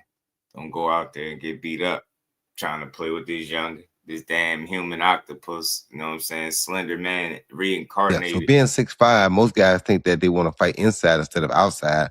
But I feel like you did more damage to Erickson Lubin on the inside. Do you feel like that would be the case in this fight with Thurman? It could be. But you know, I think Lubin was maybe not expecting that fight for some reason. I don't know. Because I remember in the beginning of the fight, he was trying to box and box and box. And for some reason, in the end of the second round, he started coming on the inside. I was like, okay, well, if that's what you want to do, let's do it. And I remember dropping him in that second round. Yeah. And you know, the tides changed from that.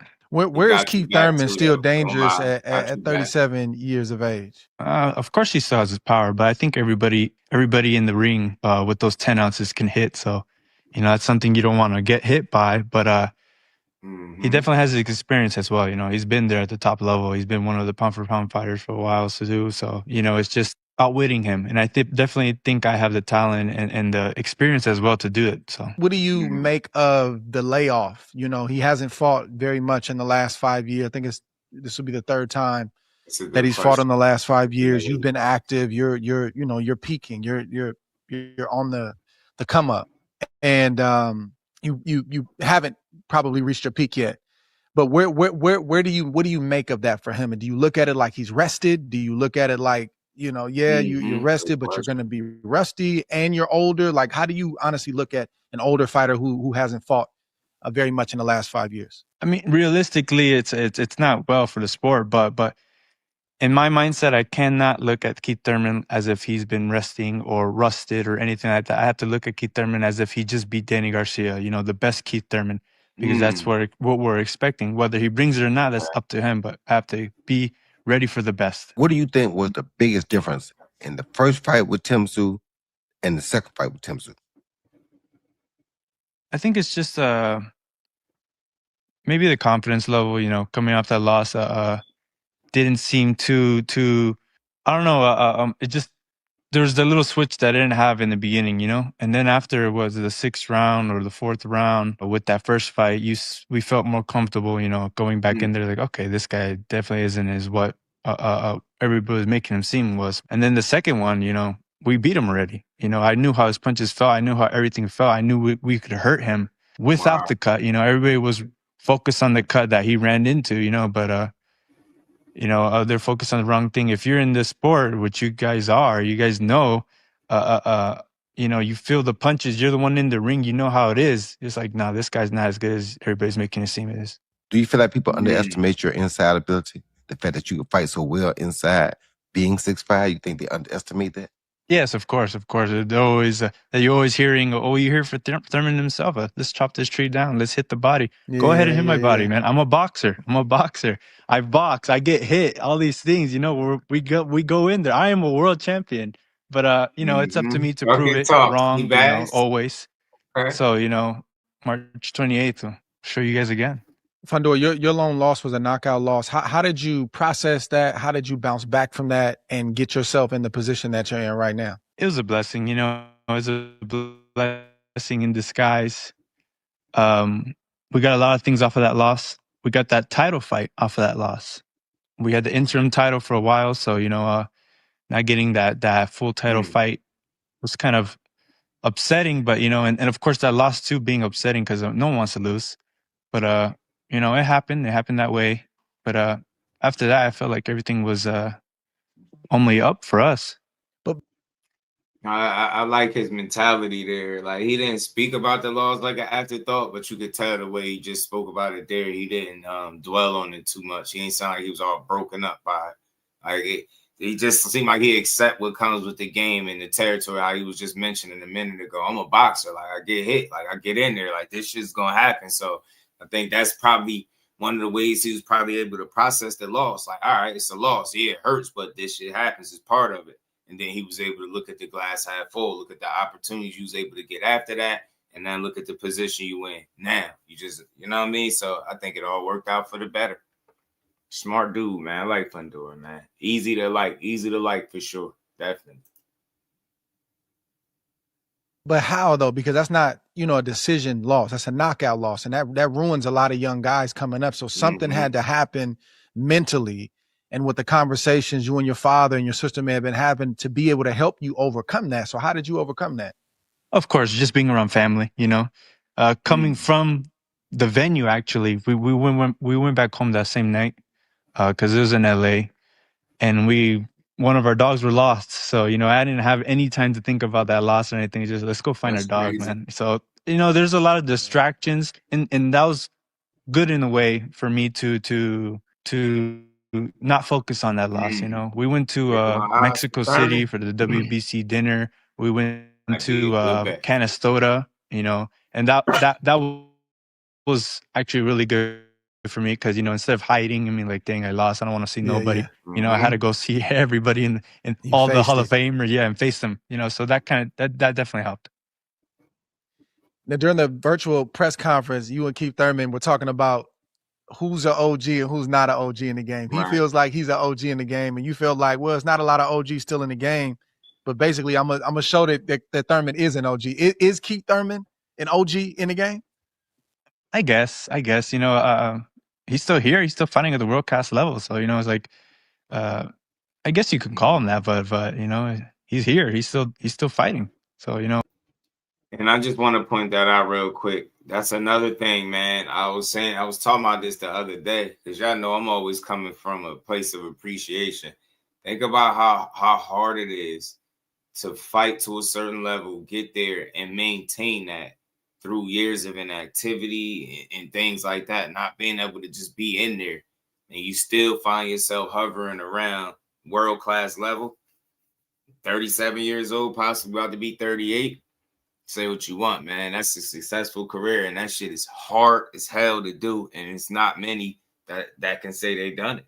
That's just not a regular occurrence in boxing. That's not something it's not a story that everybody has. Some people, when they go through them years of inactivity, that'd be it for them. You know what I'm saying? I've seen it happen to many fighters through the years, right?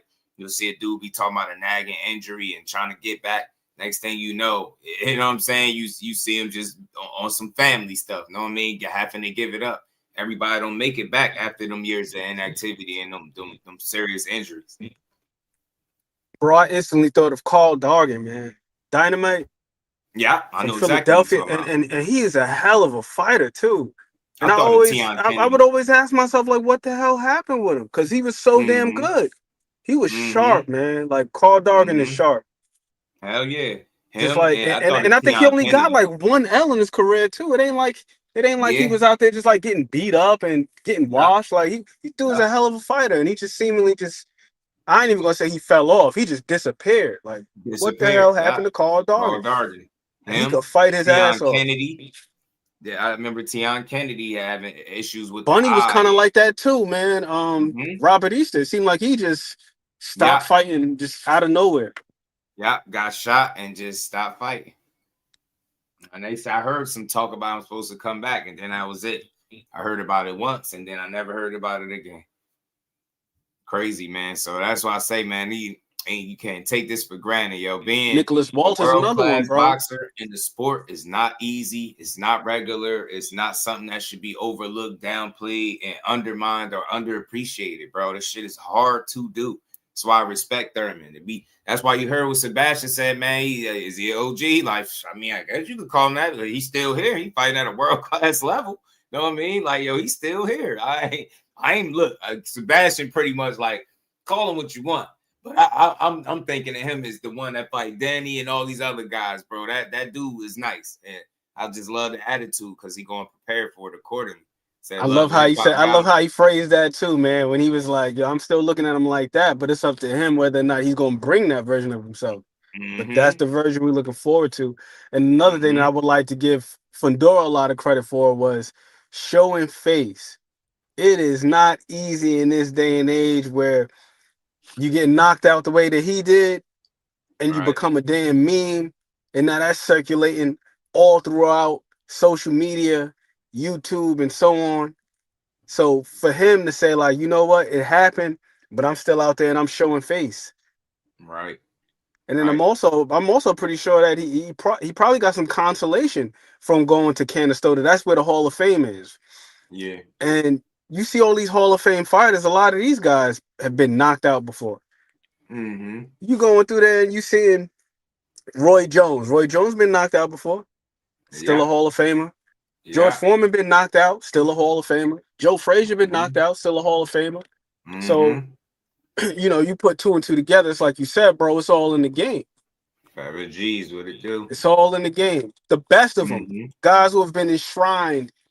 You know what I mean? Guys that are borderline immortal at this point. Right. They've been knocked out and they still in there. I was just talking about Terry Norris. Terry Norris in the Hall of Fame. He been knocked out. Donald Curry in the Hall of Fame. He been knocked out. Right. Sugar Ray Leonard at the end of his career. He been knocked out. You know what I mean?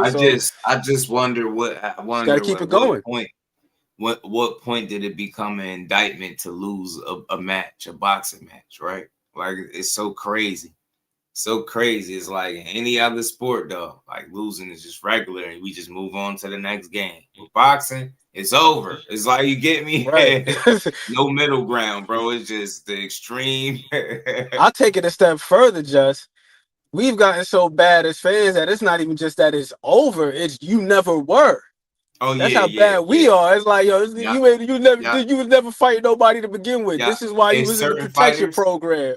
It's 2 fighters right now, bro. That fit that bill. If they were to lose right now, they'd say, "See, I told you they was never doing nothing anyway." It's crazy.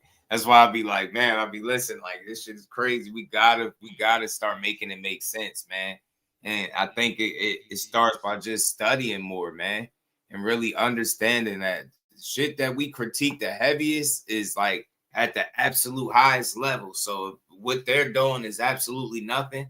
Think about what that says about the rest of the sport. If the best of the best is doing absolutely nothing and fight nobody, and they all hype, what does that really say about the entirety of the sport? And why would anybody want to? Facts. You get what I'm saying? Watch boxing as a sport. Why? We got to keep that in mind. And what Yapsik said, yo. Yapsik said something that was so simple but so profound. Somebody got to lose. Somebody got to lose. You got 2 people in the ring. One of them got to lose. And just because the one guy lost doesn't mean that he wasn't nothing. You know what I'm saying? Right. Like somebody had to lose. Right. Facts. That's what bro just said there. Somebody got to lose. And that's right. I'm just big on supporting people. It's deeper than that loss. Go out there, give it your best effort. If you get bested on the night, it happens, man. It just move on. Keep it pushing. You know what I mean? That's why I say the bounce back be legit for some of these guys. That bounce back story be real. Be counting dudes out. Like, think about if Sebastian could have got counted out after that knockout, especially the way it happened. They're like, oh, there it go. Nope. No, it don't go. His ass bounced right back and then had some crazy fights after that. So that's the thing, man. Seemed like he got short-term memory too. Like he ain't sound too gutted and broke down, man. He's just, okay, yeah, I lost. Yeah, I don't probably want to lose, but surround myself with some family, stay motivated, and get back to it. You know what I'm saying? Even while being hurt, he talking about having to, maintain and keep his body in shape. Dude just got an overall good attitude, and I feel like that's a winning attitude. You know what I'm saying? You got skills and things about you that make you tough to deal with, but the attitude, I think, is what's going to put I think take him the furthest. You know what I mean? It helps him put everything together. Agree 1000%. Honestly, and that's what I was saying before about his mentality. Him having a short-term memory, he's one of them dudes that can get dropped in a fight, get his nose busted in a fight, and he's not going to mail it in. He ain't going to feel sorry for himself. He ain't going to quit on himself. Right. He's going to keep fighting. You got to put him out. It's going to be extremely difficult to beat that dude on the cards. Like, you got to put him out. Damn near. Because as long as he's on his feet, he's going to keep trying. He's not one of them dudes that's going to be dejected. He said it himself, like, this is boxing. I get hit. He don't shy away from it. I don't think it's the smartest thing. Right. Because, I mean, hell, you got an 80-inch reach. You damn near 6'6". I think you should be fighting from range and sharpening up that defense. Right. But clearly, he's got that type of mentality where he don't mind mixing it up. Right. And that is the one thing that does concern me a tad bit for Keith. because Keith said it himself, you know, quoting Mike Tyson, everybody got a plan until they get hit in the face and all that good stuff. And I love what Fundora said about going to his body. Right. Bro, it's a package deal. You want to get to my body, you're going to take the receipt. Yeah. Go ahead and throw a little hook to the body. You're gonna be, you know what I mean? It's an uppercut waiting for you. So Keith gotta be smart about the way that he attacks the body. He can't just be thinking, all right, I'm gonna just boom. Nah. Right. There's hooks and uppercuts. There's a price of admission if you want to get to this body. I'm telling you, pay that toll. We're gonna pay that fare every time. Gonna tax you. It's gonna cost you to go to my body. It's gonna cost you. And Keith just got to make his shots count, real talk. Because he was saying, I'm not known as a volume guy, but yeah, you got to be precise, accurate. You got to make them joints count. Well, let's keep going. It's almost over. Shout out to Fundora, man. I think the OGs are the ones that are out of the game, you know? That's what I consider that, you know? But he's still here and he's still fighting. Do you see yourself fighting into your mid and late 30s? Is that a vision you have for your career? Or are you a guy that says, I want to get out earlier than that? I'm probably going to get out earlier than that, you know? I love the sport of boxing, but, you know, it's changing. It's not like how you guys used to fight. And I remember watching you guys on TV and it was like, dang, that's where I want to be. But now you have these YouTubers. Now you have everybody else coming in and anybody can get a belt and anybody can be a superstar in this sport, which is nice. I'm not going to bash them, but it's like, I've been training my whole life for this. And this guy who just, you know, did nothing with the sport. Now he's fighting the same platform. He's fighting on Netflix. And it's like, dang, what'd I do all this for, you know? Champ, I've heard knockout being thrown. And I feel that. That's real, man. That's real. That's real.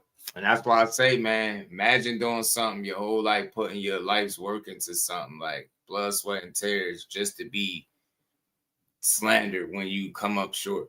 It's crazy how tough boxing really is, bro. You gotta have thick skin. You gotta really be able to weather it all. And that's the conversation that people don't have enough either. They treat it like, man, you're supposed to deal with it. It's boxing. It's life.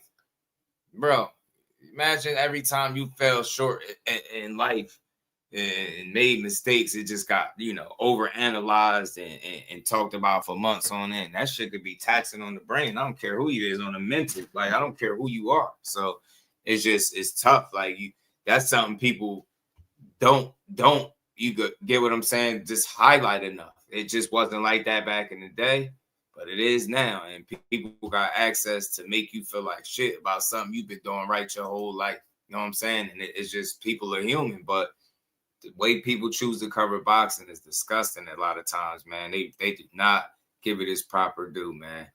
The objective fan, shout out to my dog. What's good with it, bro? Did all of that, for that, and that's it. And then somebody come in and don't do half the work that you put in and they able to fight on the same type of platforms, bigger, make more money. Shit get crazy, right? Think about that. Shit, wow. Thrown out from both sides, the Thurman side, the Fundora side. What can the fans expect March 28th at the MGM Grand? You know, expect a firefight. I expect to bring my best. I expect Thurman to bring his best as well. So, you know, two hard hitters, there has to be a knockout. So we will not be going the full distance. We will not be hearing the scorecards read after this fight. Is that what you're telling me? Yes, sir. Yes, sir. Well, man, we're excited to see you guys fight, man. This is a very interesting matchup for many reasons. It's right around the corner in a historical venue, the MGM Grand Garden Arena. A lot of great battles have been fought there. You guys get your opportunity now, and it's going to be on PBC pay-per-view on Prime Video, brother. Thank you so much, man, for spending time with us on the Hall of Game. Thank you for having me. Thank you, Bro. Thank you, champ. Always dope bills from them, man. Ain't nobody doing better work than SOG, man. SOG out there doing the real work, putting that twerk in on them, man. Always with dope interviews, man, and good sit downs, man. Good boxing conversations always with them,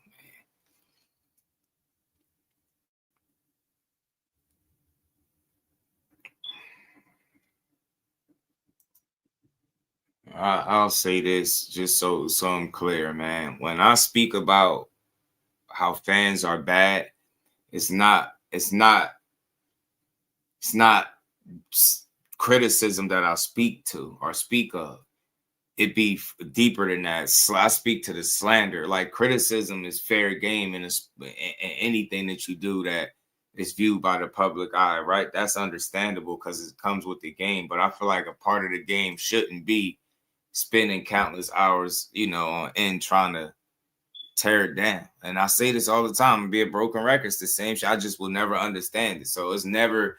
A lot of people when they hear me say that, they be like, man, criticism is okay, and you will never hear me say something about somebody just being critical, right? But these people have taken it so much further than that.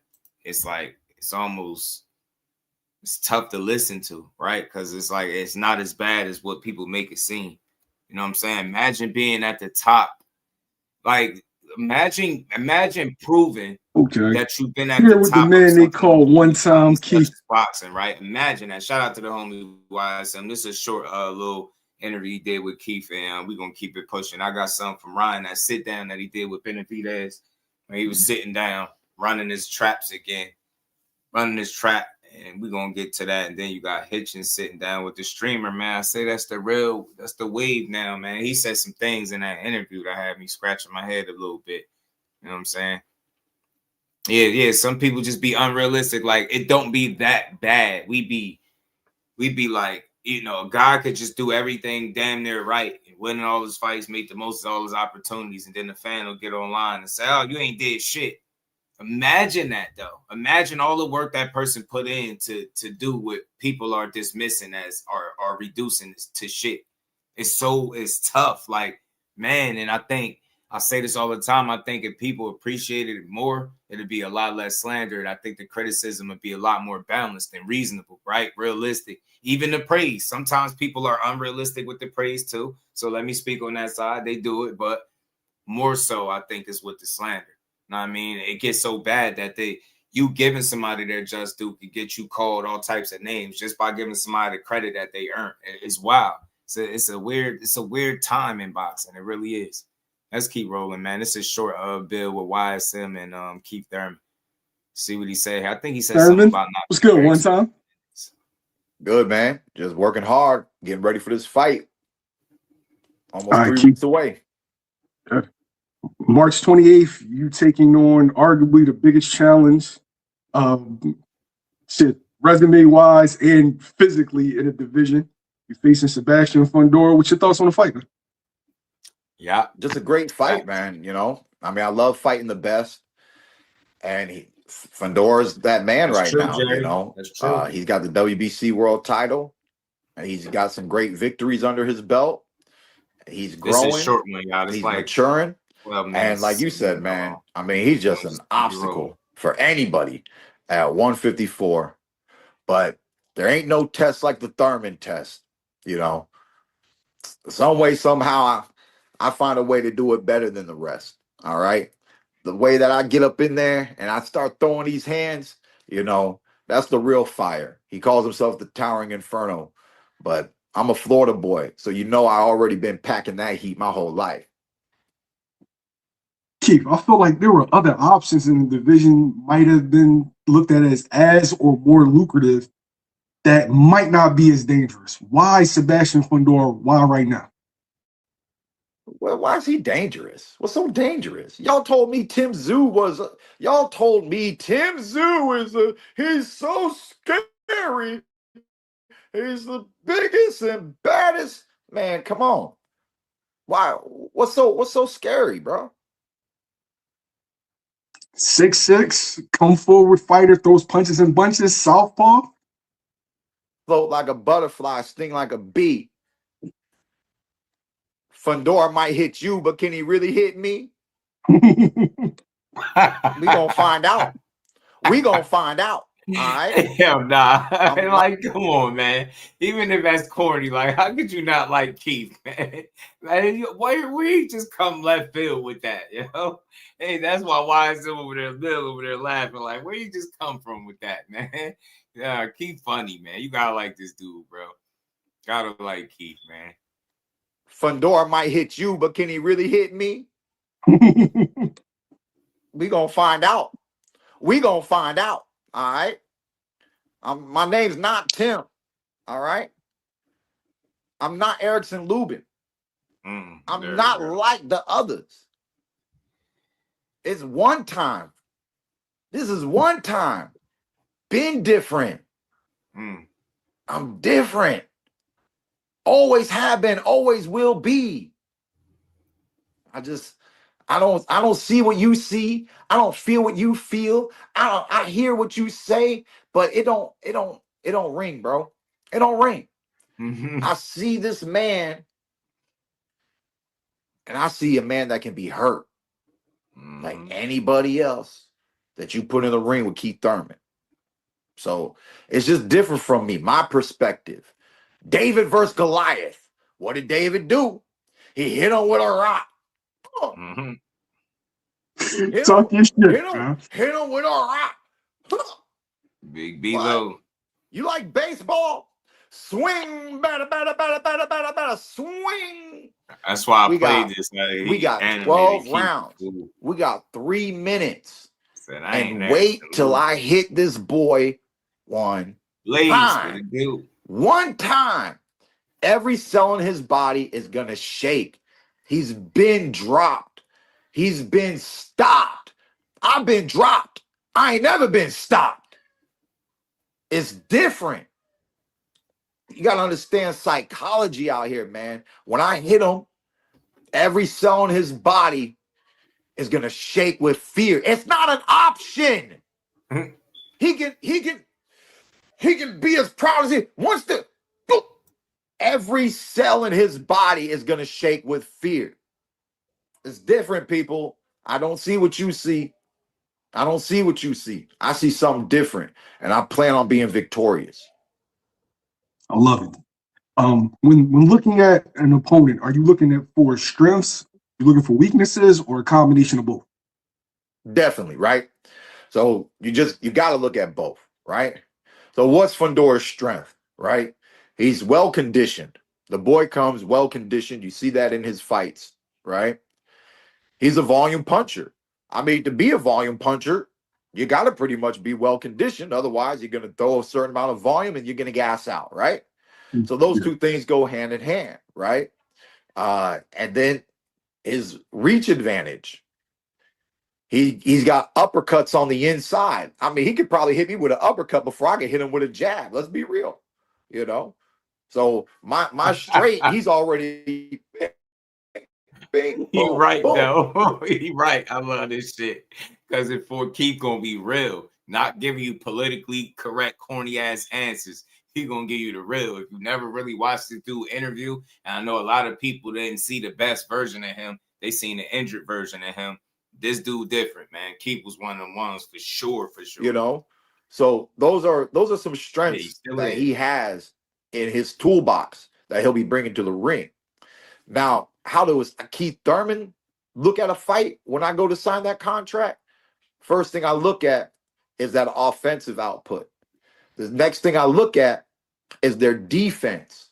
I knew he was going to say that. Is Fundora hard to hit? Yes and no. So what makes him hard to hit? Just getting past the reach. You know, Tim Tszyu had a hard time getting close to Fundora. But Tim Tszyu also doesn't have head movement. True. Okay? Doesn't use different levels. And there's been other people who just walk straight into Fundora, and Fundora will let you inside. He has a habit of letting people get on the inside. Yeah, he make you pay for it. So I see that. And once he's exchanging with people, he does get caught. So when I see that the fighter that I signed a contract to fight is not really the hardest person to hit, for instance, a Pernell Whitaker, a Floyd Mayweather, a high guard Winky Wright, right? There are certain people that prioritize Shakur Stevenson. There are people that prioritize defense. Defense is almost like Like, it's almost like some people say defense, offense, but for some fighters, they put defense above offense. You know, they'll 60-40 it. They'll give their defense a little bit more, and then they'll work in that offense. But it's more important that they're not getting hit, so that when they hit you and they're not getting hit, they know they're winning rounds. Because you can't score, so they can score. Whatever they I ain't gonna lie, I like the way he breaking do this to down. you, whether they landed 12 punches and you can it's hard for you to land 2, I win the round. You know? So I don't think Keith Thurman thirsty for bread. I think he's a fighter just like everybody else. Like this dude, he's exactly who he's always been. But I think that comes with it. Shit, this is what he's been doing all his life. You don't fight, you don't get paid. So yeah, I mean, to a degree, shit, they all thirsty for bread. Shit, ain't you? You know what I'm saying? Ain't you? Fundora's not that type of fighter. He's not defensively prioritizing defense over offense. He's allowing his offense to be a form of his defense because he has such a long jab and because he has a volume and he can overwhelm you. But I see holes in the strategy. I see holes in the game. And I'm going to try to use that IQ of mine and put myself in position to capitalize on his mistakes. Mm-hmm.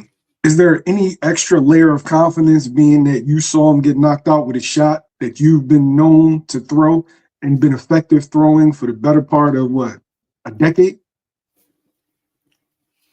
I mean, it does make it easier to say yes, you know. I mean, if we've never seen that, you know, maybe it would feel a little bit more threatening, right? Maybe it would. It's hard to play make believe. We know what we know, you know. We know what we know. So at the end of the day, though, I just think it doesn't really matter. I like his answers, bro. The I name really one do. time is really here for do. a reason, people. It's here for a reason. You can go back and say, oh, Keith Thurman didn't stop Danny. He didn't stop this guy. He didn't stop that guy. Cool. Call him up. Give him a call. Call him up. Ask him how Keith Thurman punches. Just give him a call. You know? A lot of people know. I mean, it's been like this for a long time. They know that I'm a heavy hitter. When it comes to really going for the knockout, that takes effort. There's a certain type of effort you have to put in to go for the knockout. A certain type of determination that you need to bring into the ring, like a type of valor.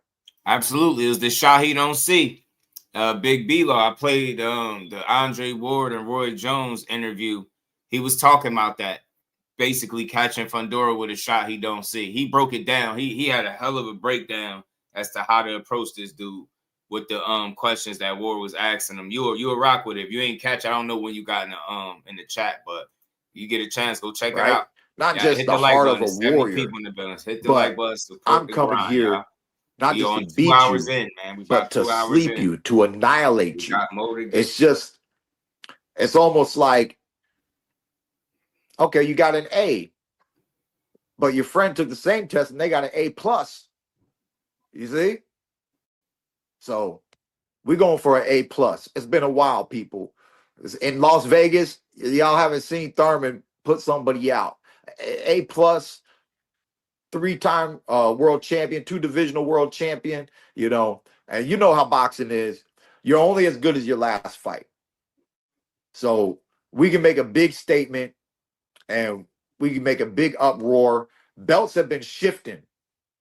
The belts have been moving, people, especially in this division right now. Right?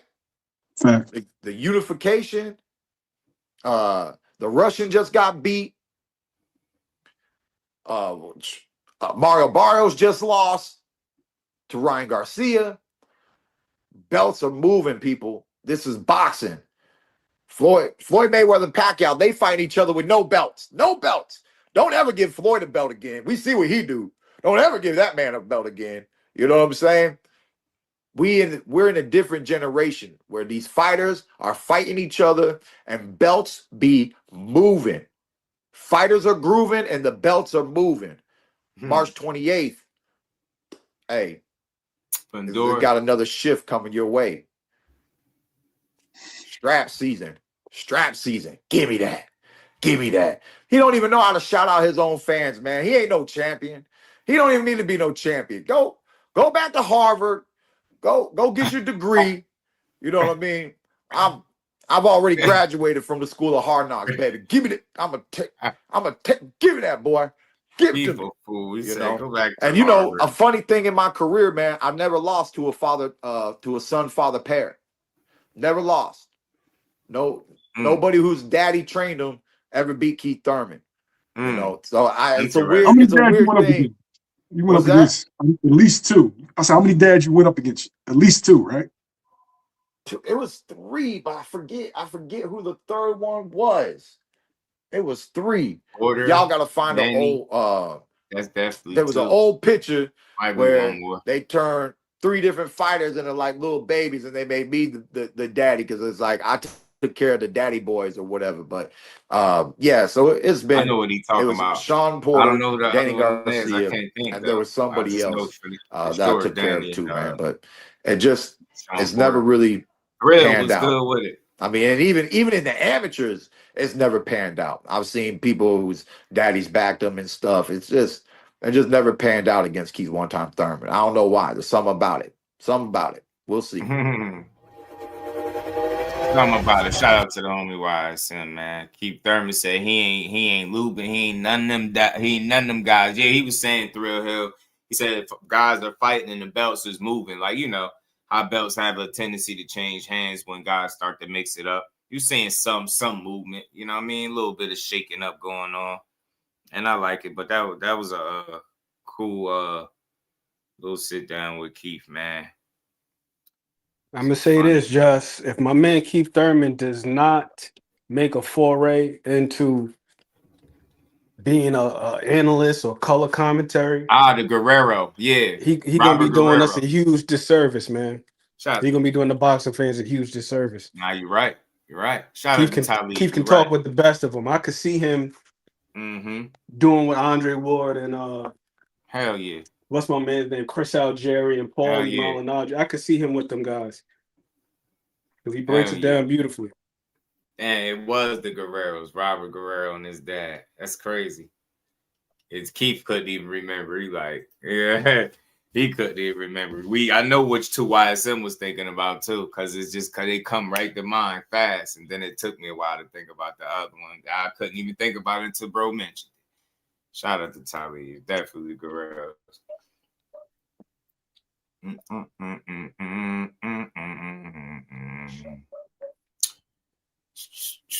So, man, but I think, like I said, man, breaking that fight down, it's gonna be a good one, man. It's tough. It's tough for Keith, though.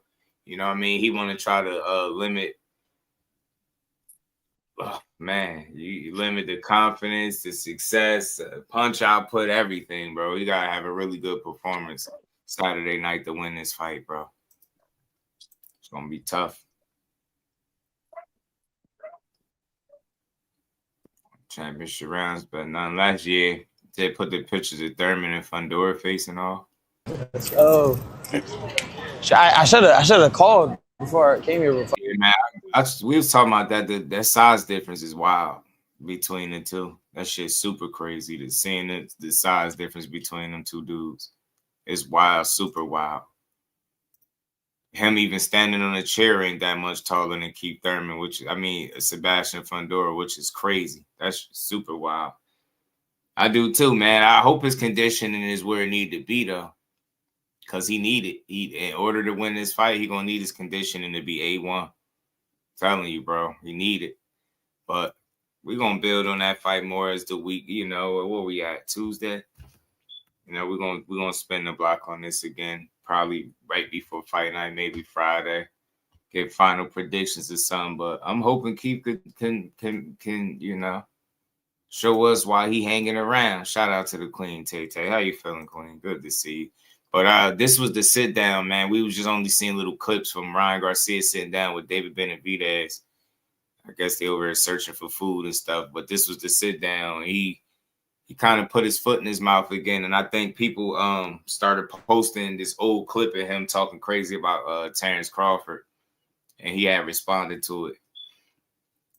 But this dude, let's try to get through this because I got a one from Hitchins too, man. Hitchins is saying some stuff that made me wonder in there, man. 6'5", 154. How rice wraps, lettuce wraps, rice cakes. Like the man don't eat nothing. He grass fed. Talib be the first. He the first grass fed champion, world champion boxer, bro. He'll eat nothing, bro. Eating grass out here. Now Thurman beating Fundora on Saturday. I'm with you, Marcus. Let's put that energy in the air, man. Let's get one time need that, man. You need to get that dub, man. One time need that dub, man. One time I need that dub, man. Yeah, me, bro. I've never even gone live on Instagram. I don't like that shit. Because look at, bro, it's 168, 175, then 200. So it's not like. Wait, you're fighting at 200? I'm going up to cruiserweight. Yeah. What the fuck? I didn't know that. So because, to be honest with you, I was trying to fight Bivol for all the belts, but he's taking the tune-up fight. So I'm like, bro, instead of just waiting, you know what I mean? I'm gonna take another opportunity. And I sparred Zurdo before a lot. Yeah. I sparred for like 10 years. So Zurdo's at cruiser now? He's at cruiserweight. He has 2 belts at cruiserweight. No fucking So way. I'm like, bro, it just makes sense for me. And then Cinco de Mayo, we fighting 2 Mexicans fighting on Cinco de Mayo. So you know what I could see now? I could see you fight Usyk one day. I think that would be dope. On Netflix, that's it in the future. Yeah. But yeah, that shit would be dope. But yeah, since right now, I don't gotta lose weight. I'm basically just eating and staying at my weight. Fuck and I've yeah. never done that. So I might feel, this is probably gonna be the best I ever felt. For sure. How did you feel fighting at 47? Way better the same now, thing, bro. No, you really have to lose weight? Not really. I was actually like 145 2 days before the weigh-ins. Oh shit. Yeah, so I was pretty good. But that's why I think I could go down to 140. Yeah. This was a good diet. For sure. And you heard him again, right? Heard him again. What'd he say? How did you feel fighting at 47? Way better the same now, thing, bro. No, you really have to lose weight? Not really. I was actually like 145 2 days before the weigh-ins. Oh shit. Yeah, so I was pretty good. But that's why I think I could go down to 140. Yeah. This was a good diet. For sure. What you like, bro? You like 140 again. You see that? He all over the place. Keep talking that 140 shit until it's time to put it to the test. Then he started talking like he wasn't talking like that. This dude is amazing, man. He is pretty annoying, man. He wasted unnecessary time fronting, man. Posturing, and that bluff was called pretty damn fast, man. He just be fronting. Probably with a good diet, I could make 140. And then as soon as somebody says, oh, well, you said this. And then he switch it up. Big shout out to my homie Marcus, man, for the 10 piece in the Cash App. Always supporting the grind. Much love to my dog, man. Appreciate you. And we ain't never got a box again. Well, Right. well. I already been getting these bet, but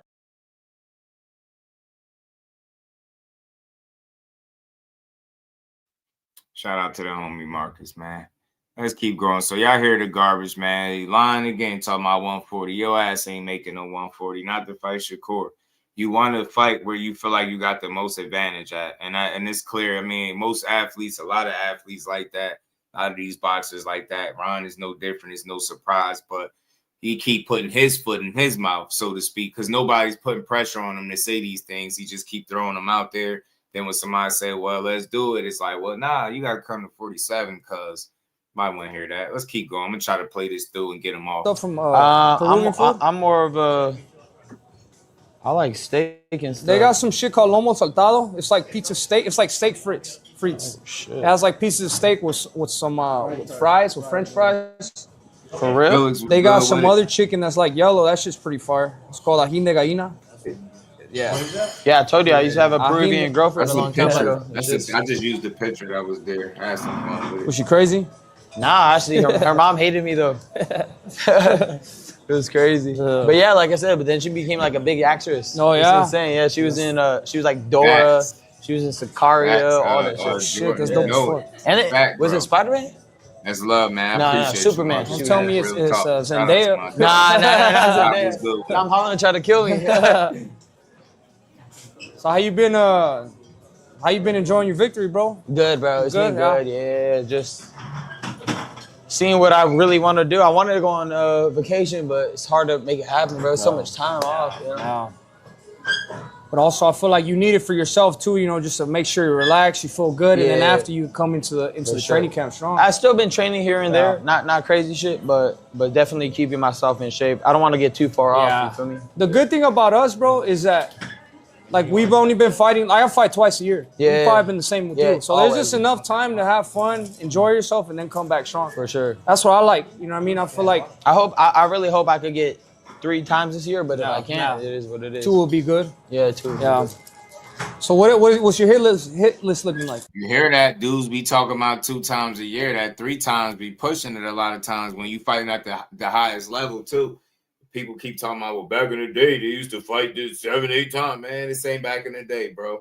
Dudes will not last fighting the way they did back in the day at all. It just wouldn't. Whatever the reasoning is for that, it's just the way it is. It just wouldn't happen like that nowadays. If you can't get the top guys you want, who's the next ones you want? If I can't get like Devin Haney again, if I can't get, whoever, like I want to be the fight Teofimo or Rollies again. One of those. No, that'll be good. Rollies has a bout, so it's like it's I like know the they only be thing that makes pissed off sense at right now. Ryan. For me, it's just content. It's like it's worth shit than this. Like it ain't like every time you play him, he doing something racist and saying something racist. Like this, that's not. You know what I mean? I'm a person that allow people to live past mistakes, right? I don't forget it, but I'll move past it and just treat. Because if I had to do that every time, that's like saying, don't call the Mario Barrios fight. Don't call no fights with him in it. And he going to be part of some big fights. So you got to. You know what I'm saying? Kind of got to. You ain't got to, but I choose to. It ain't that deep. You know what I mean? He'd never be my they all favorite want you to fighter. start streaming. I respect it. I think I'm gonna have to, bro. Honestly, I mean, I'm barely. I can help you with all the shit because it's hard to set up. Yeah. Honestly, now like I'm getting bigger in my career and shit, and I know this is what gets the outreach more. This will really get some pay-per-view buzz. And then you have the choice to collab whoever you want to collab with too. You never know I'll where probably life get takes this you. out. So it's like, and I'm always down to do anything. You know? What are your dreams and aspirations outside of boxing? Like, what would you like if you look back at your life? What would you like want to leave like for your kids? I just want them to see that I was a man that tried his hard to fulfill the will of God. That's it. It's like if they could see me as that and see that I work for that every day and can see the light through me, man, that's all that matters to me. Nice. And then so they could have that. Yeah. You know what I mean? For me, that's key in life.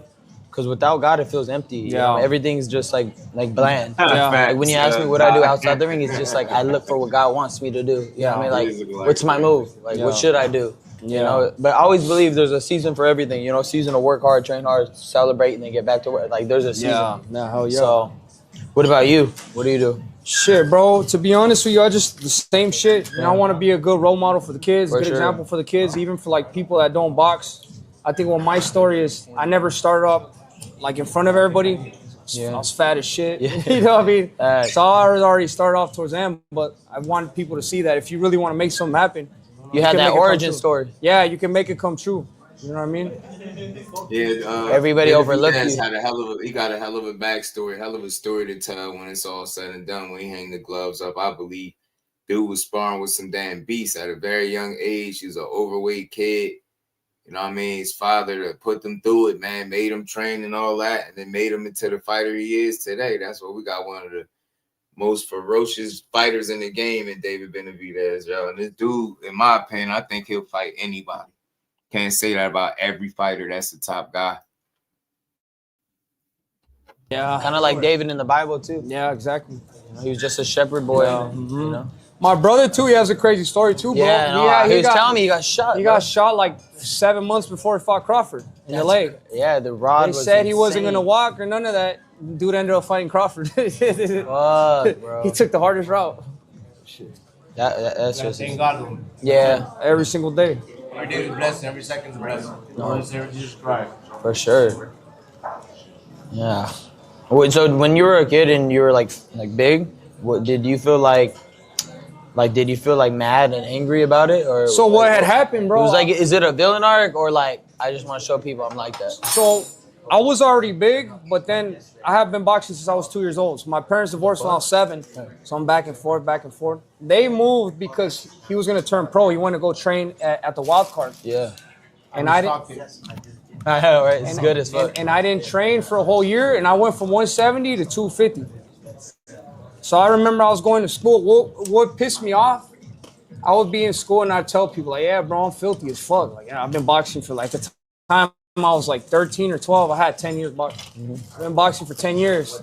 I remember some dude turned around and like, hey, shut your ass up, your fat ass has never boxed in your life. I said, damn. I sat there, bro. That shit. I sat there and I'm like, damn, what the fuck? Am I that fat? So then I go back home, bro, and then I go in the bathroom and shit. And I don't know how I didn't notice it before, but I looked at myself, my face was like this. I didn't recognize myself. And that scared me because that's when like my 600-pound life came out. So, you know, you see those people fat, they can't even move out the bed. So I thought in my head, bro, I was like 260 or 250. I'm like, bro, this could go either two ways. I'm going to hit a point where there's no comeback, that I'm not going to be able to lose the weight no more. Yeah. Or I could go try to lose the weight. That's crazy. So then I went to California, and then You want me to tell you something crazy? Yeah. So that's when I was at the wild. I was at the wild card, right? Yeah. Sparring and shit. And I always tell everyone I had a little brother. So I've always been skinny, bro. Me and you have the same body type. Yeah. But they thought my little brother. That man said he started thinking about my 600-pound life. So I went home for the weekend and I told my mom, hey, I'm gonna pick up my brother. She's like, okay, bring him back on Sunday. And Sunday never came. I told her, yeah, I'm gonna take you out with me. So we're already passing Blythe, you know, in the county. My mom called me, she's like, what time are you bring baby home? I ain't coming back. I'm not taking these boxer collabs, man. I wonder how mad they're gonna be mad at. I wonder how mad people gonna be at David Benavidez for sitting I'm down taking him. collabing with He the Cali. We went at it. They be mad at everybody. When you got to I don't gym, think it'd be that serious. I told her, my brother's here.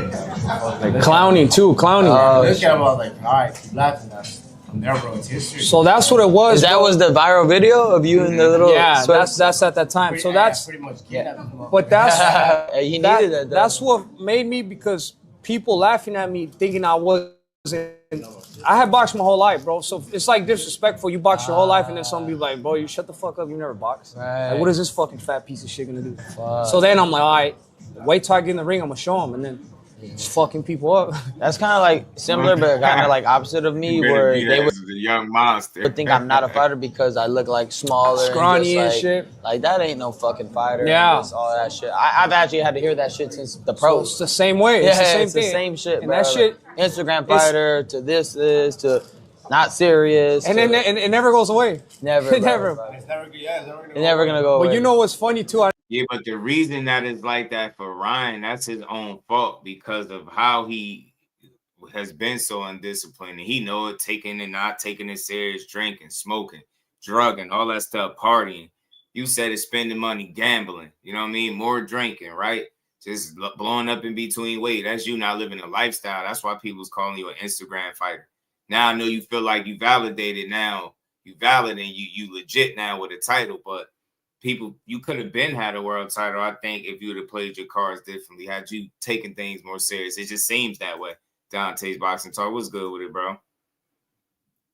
I know you used it for yourself too. You use that to charge you up before the fights, before the sparring. Like, I'm gonna show you. Yeah, like because I know they're thinking that shit. They believe those comments too. Like, all right, motherfucker, you're gonna find out. Yeah, hell yeah, bro. But I feel like you got more anger in the ring than me, bro. You be going crazy, you spazzing on these guys. Fucking.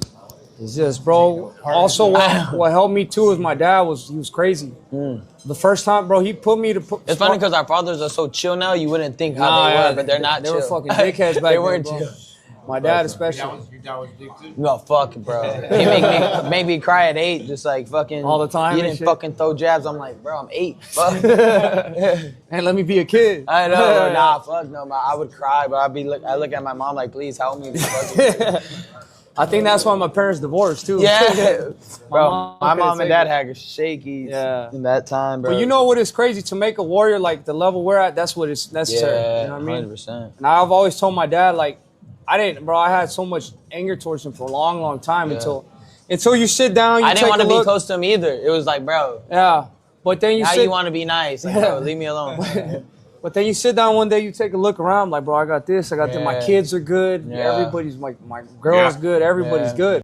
Lost his belt on the scale, all that stuff. Lost his belt twice with stuff. Once on the scale and once with, the recreational drugs. So, yeah, David has done.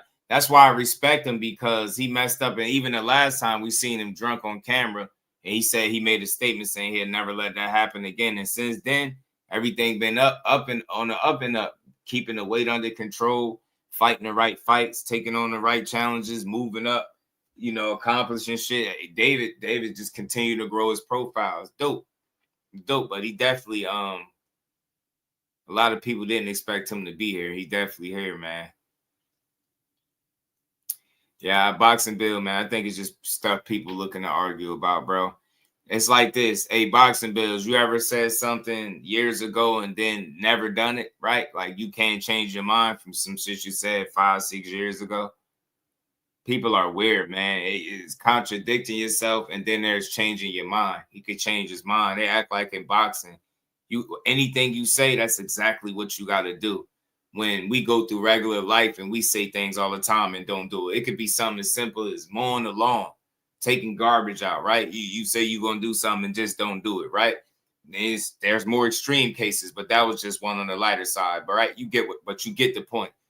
People can change their mind, and I don't think you should be overly scrutinized for changing your mind. Like that's think about the conversation. What are we really talking about? Look what he just did, and it's like, nah, but he got to go up again now. He never say what age he was gonna go up and when. He said he'll do it, right? And he say when.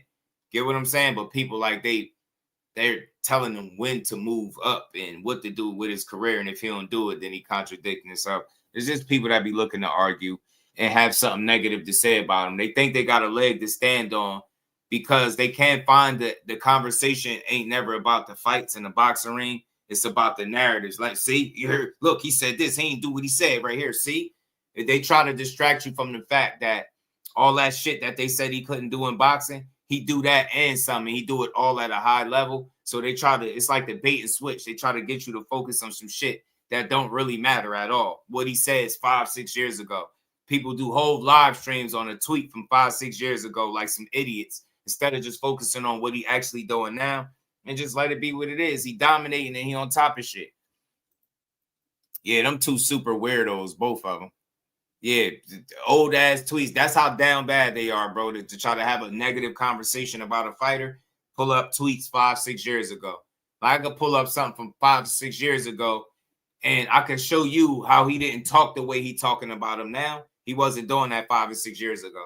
Those same dudes, both of them. And the other one is a super fan too. You know what I'm saying? And he jumped in my inbox talking about subscribe to his channel. Them dudes be weird, man. Yeah.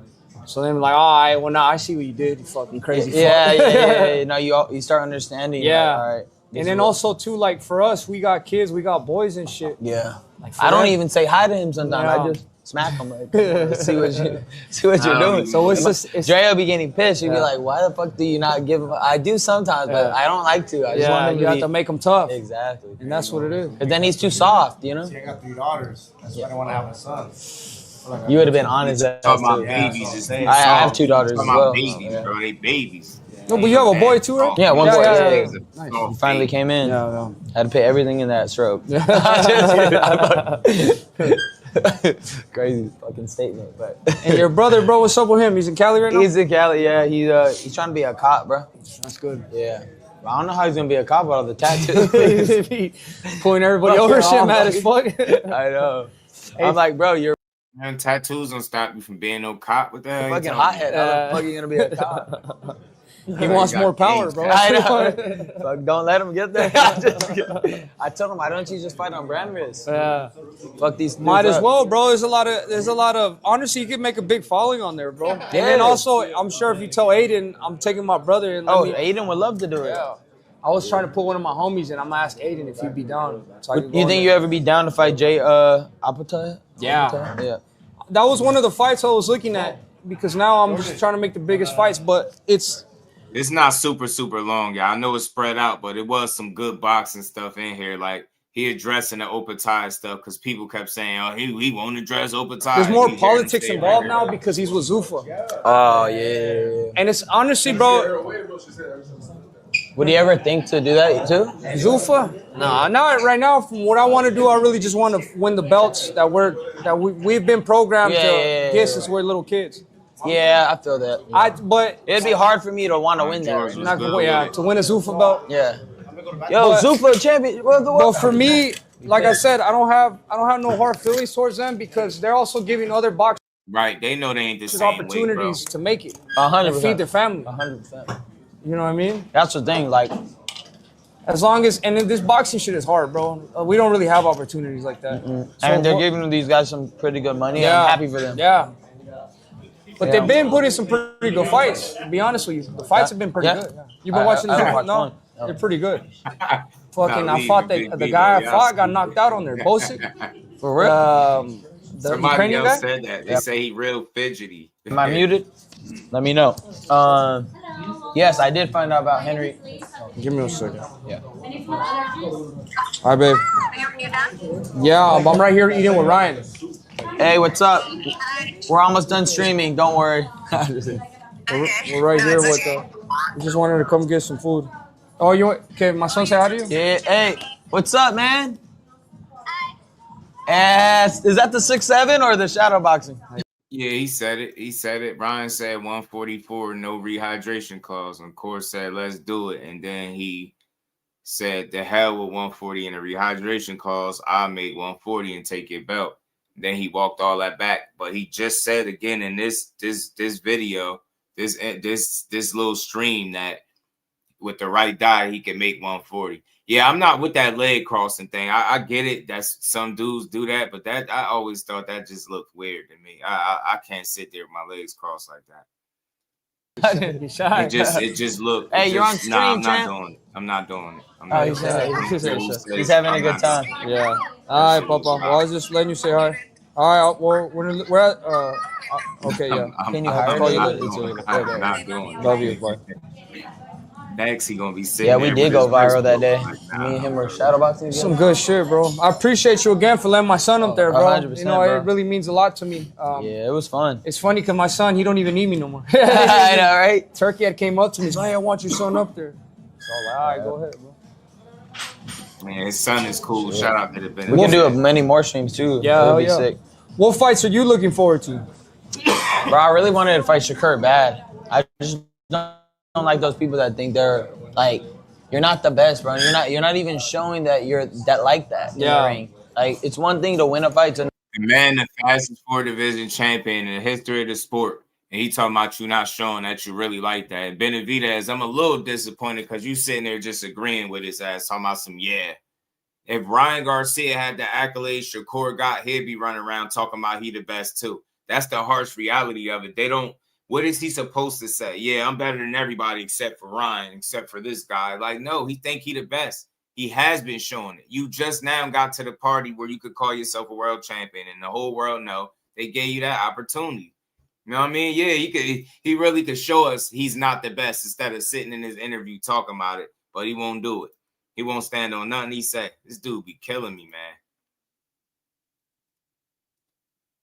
So all right, go ahead, bro. Shit.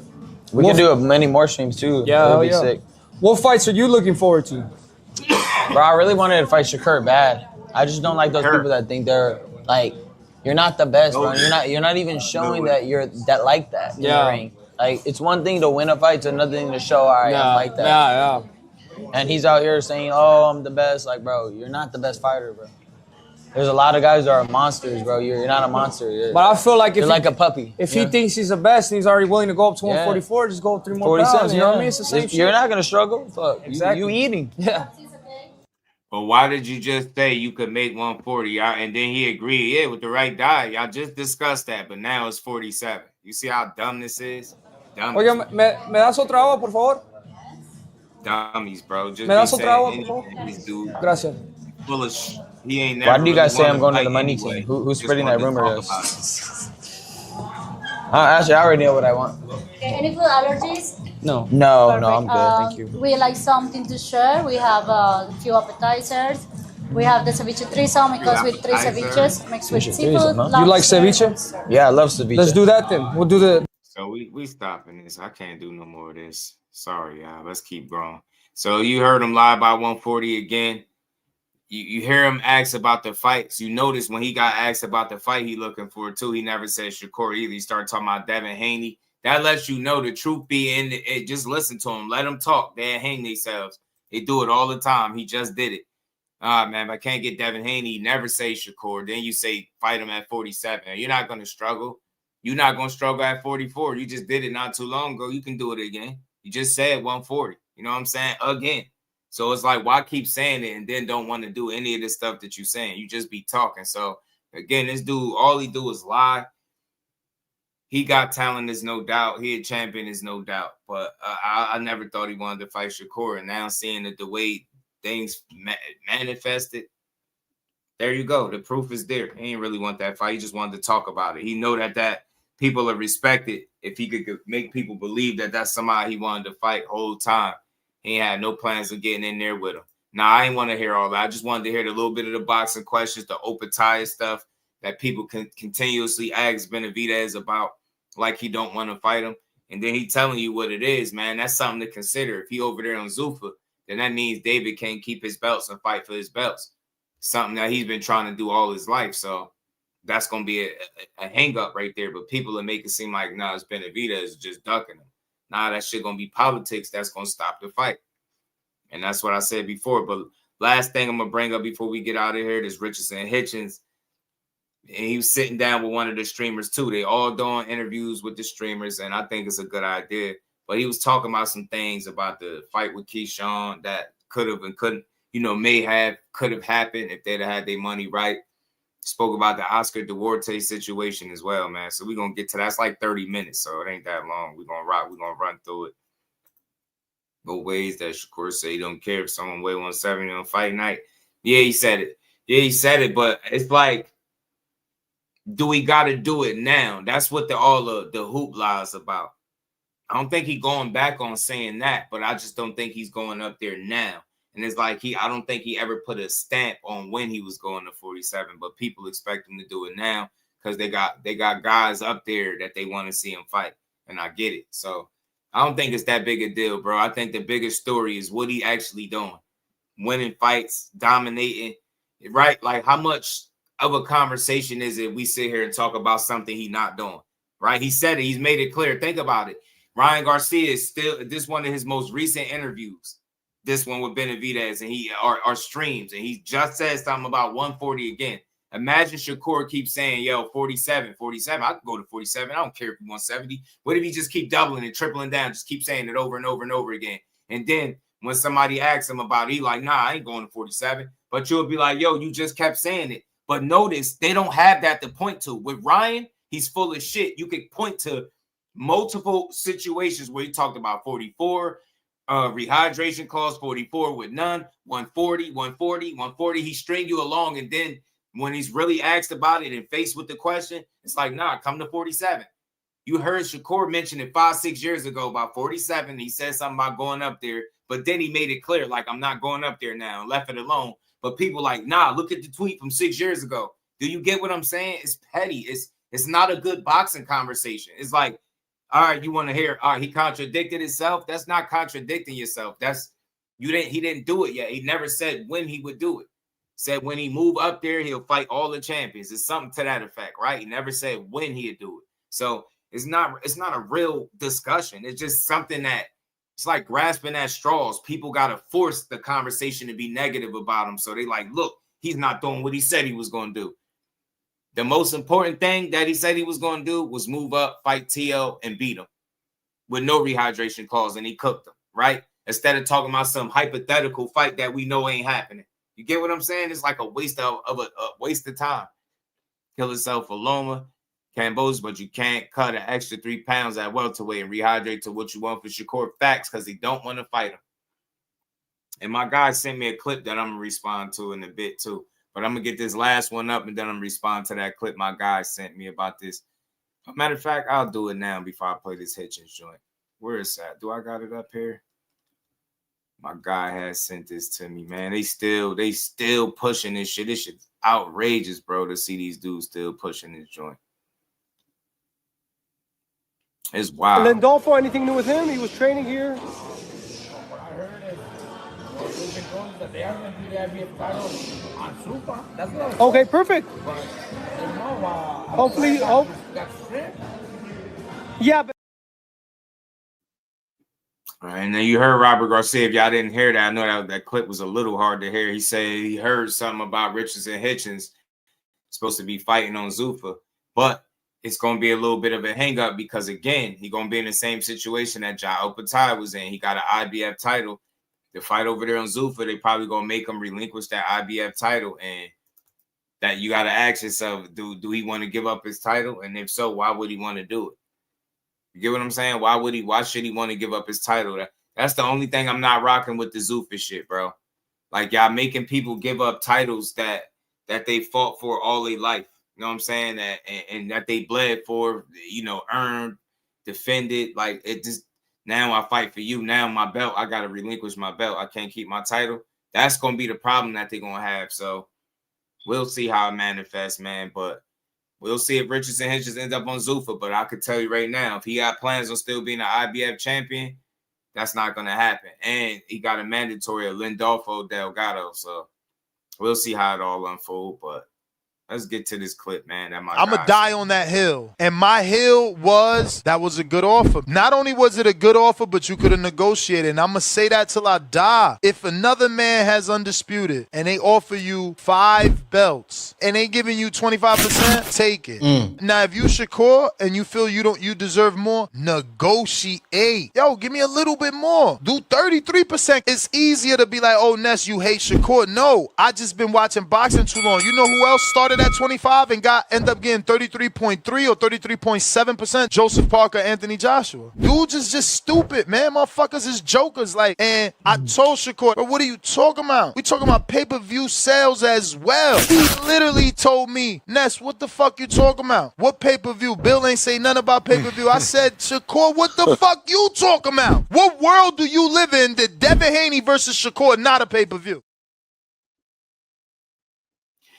Yeah, I get all of that shit, cool. Look, shout out to Ness. Everybody got their different takes. And I've been saying this since day one.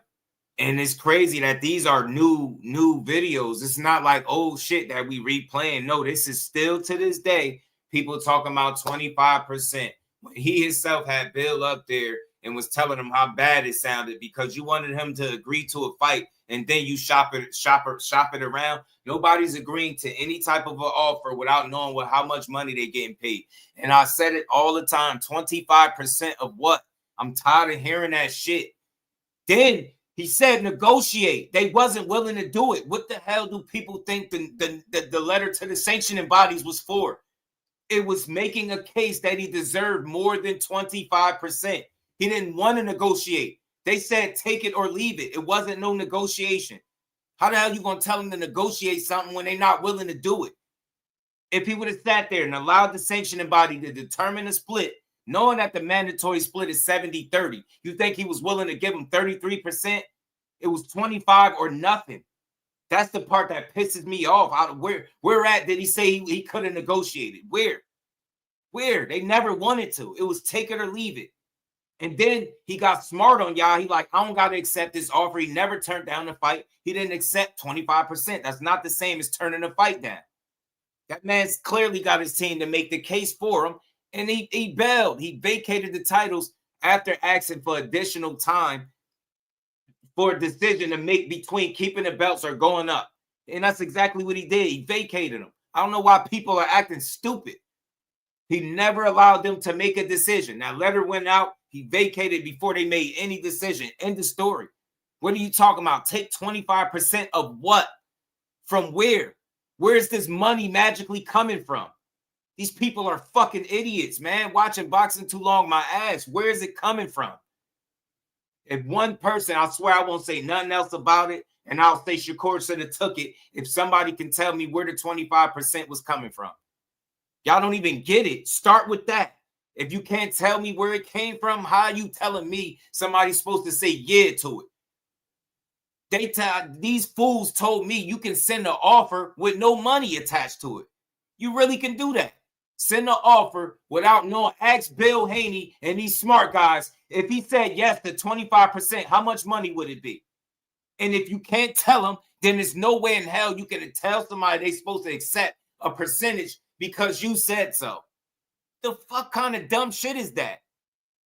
Oh, he was going to get a flat fee. All right, Bill said he was going to get a flat fee. So if he was going to get a flat fee, then how much money was it, you idiot? Because fee means amount. What's a fee? That's an amount. That means you had a specific amount in mind. And that is the problem with all of you Devin Haney weirdos, dumbass people. If you can't tell me how much money that man was going to make, you can't accept him to accept no offer. Fucking blank offer, man. That's stupid. It makes 0 sense. The first thing they tell you when you accept an offer to a fight is how much money you're going to get paid. He never got that far.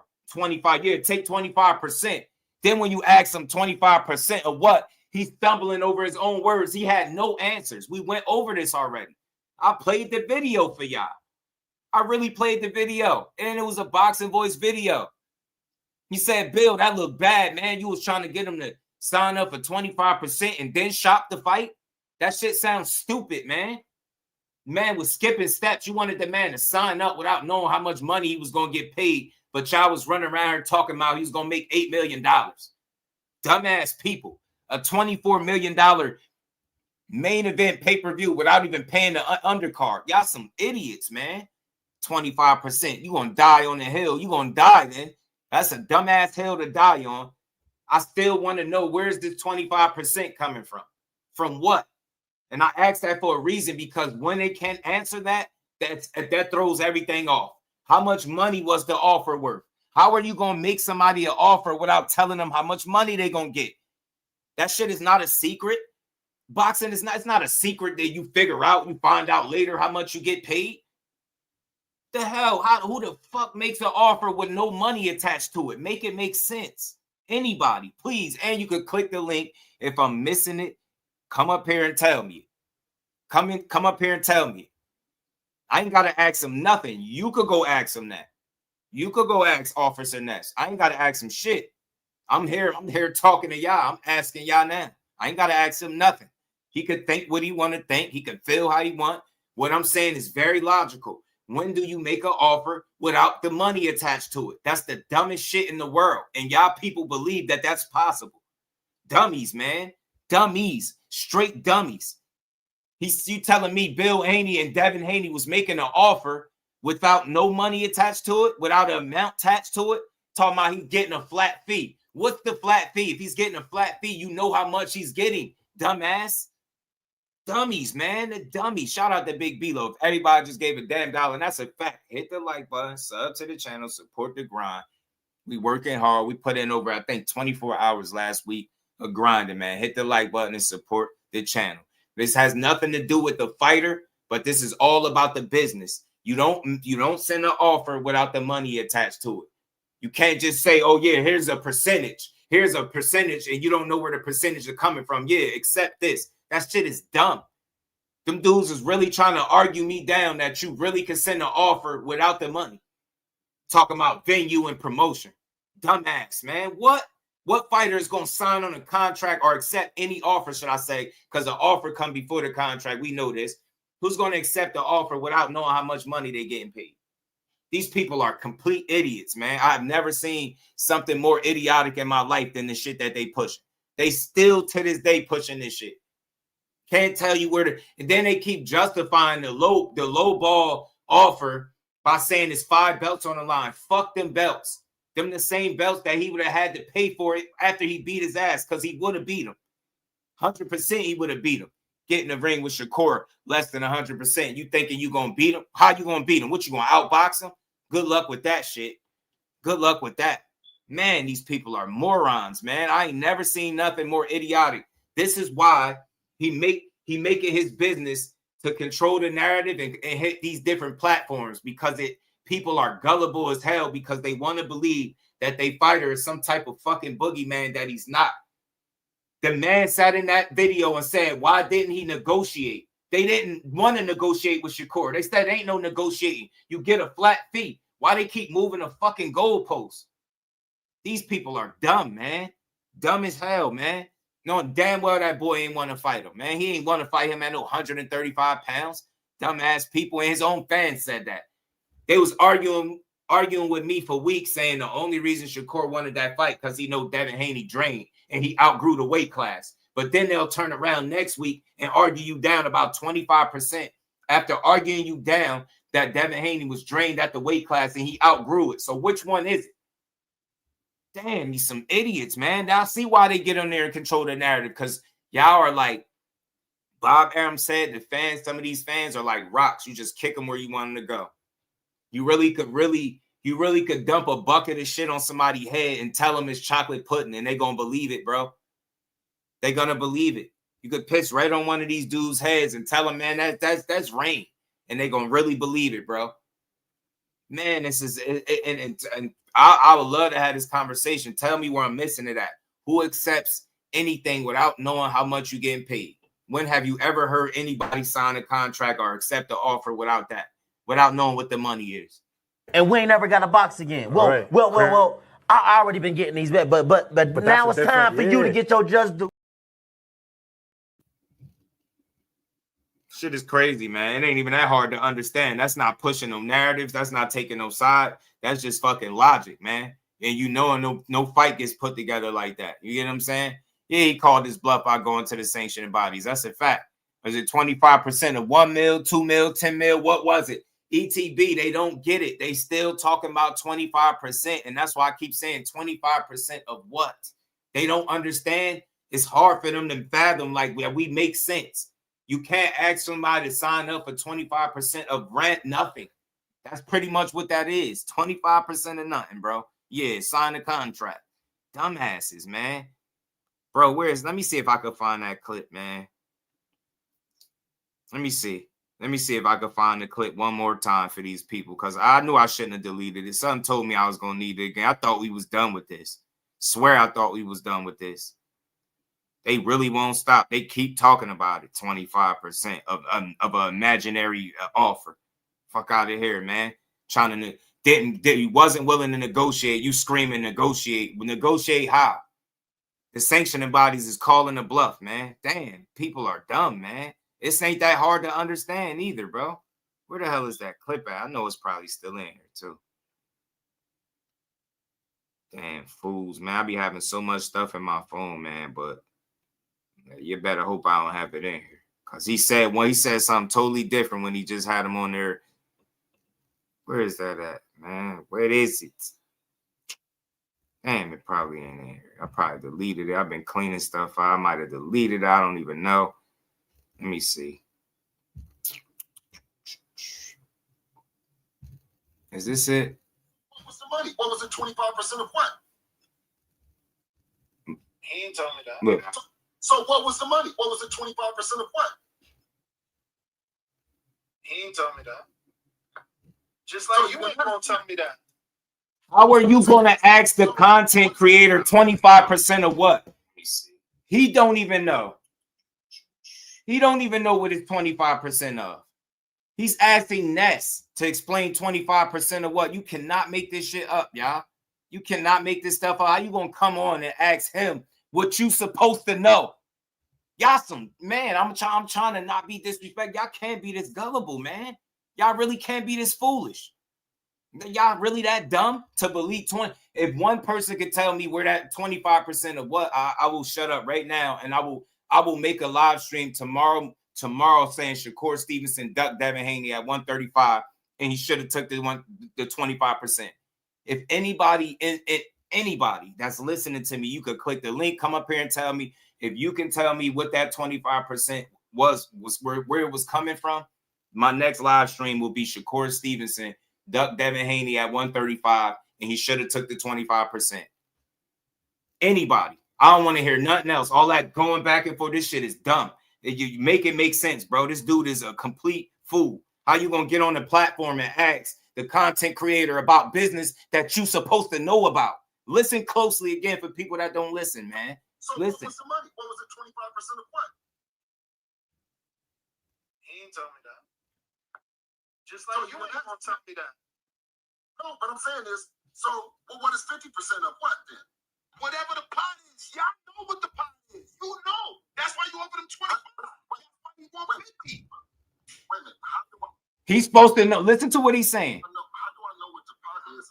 Look, listen. Listen. You know. Listen. That's why you I know what the pot is and I have to shop to fight? What you mean? You said it yourself when you first got on here. The promoter gives you the number. Listen, I don't know what you and Devin is going to get until you and Devin decide behind the scenes that it's about to Nah, man, hold on. I can go shop the fight, right? And see what I can get. Nah, let me maybe I need to see. Let me see if I could pull this up. Yeah, because I know sometimes people be needing to see stuff, man. You this shit is ridiculous. This is bad. This is terrible, bro. This is real bad, bro. This is really bad. This is terrible, bro. This is terrible. This is y'all some brainwashed ass people. You hear this man can't even. He said he didn't even shop the fight around. So how are you making an offer about money without knowing how much money it is? Y'all some idiots if you believe that shit. You do not make a fight that way. Nobody offers a fight without the money and then offer you the money later. That's some dumbass shit, bro. God damn, man, you cannot be that foolish, bro. You cannot be that gullible. You cannot be, bro. It's not that serious. You cannot be that silly. Man, I'm putting this back in my brand section now for this. Y'all done made me put it back in my back in the joint now. Listen to it again. Just like so you ain't gonna tell me that. No, but I'm saying is, so what is 50% of what then? Whatever the pot is, yeah. I know what the pot is. You know. That's why you offered him 25. That's why he won 50. Wait a minute. How do I know what the pot is and I have a shop to fight? What you mean?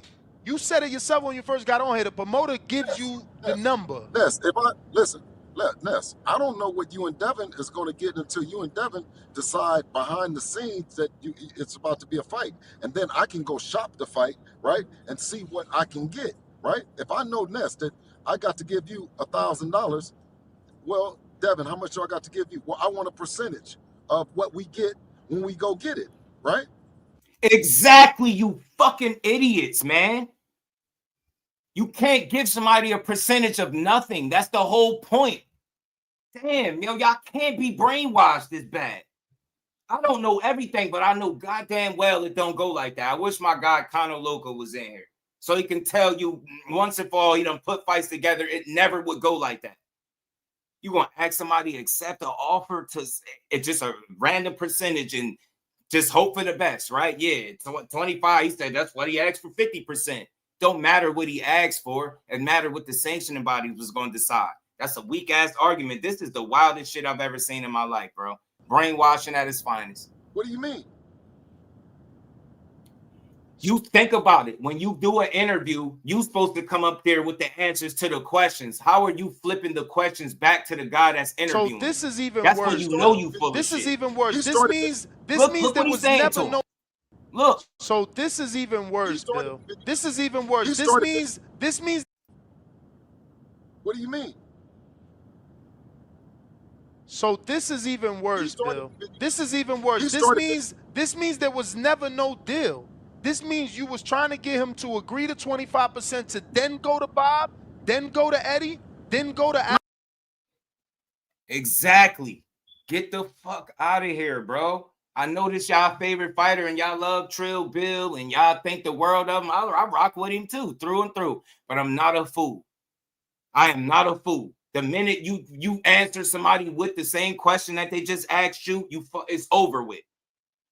You're supposed to know about your business. How the fuck are you going to ask Ness the amount? And you supposed to know. How are you offering a fight to a fighter? But y'all was saying he was going to make more money off this Phantom 25% than he did in his entire career.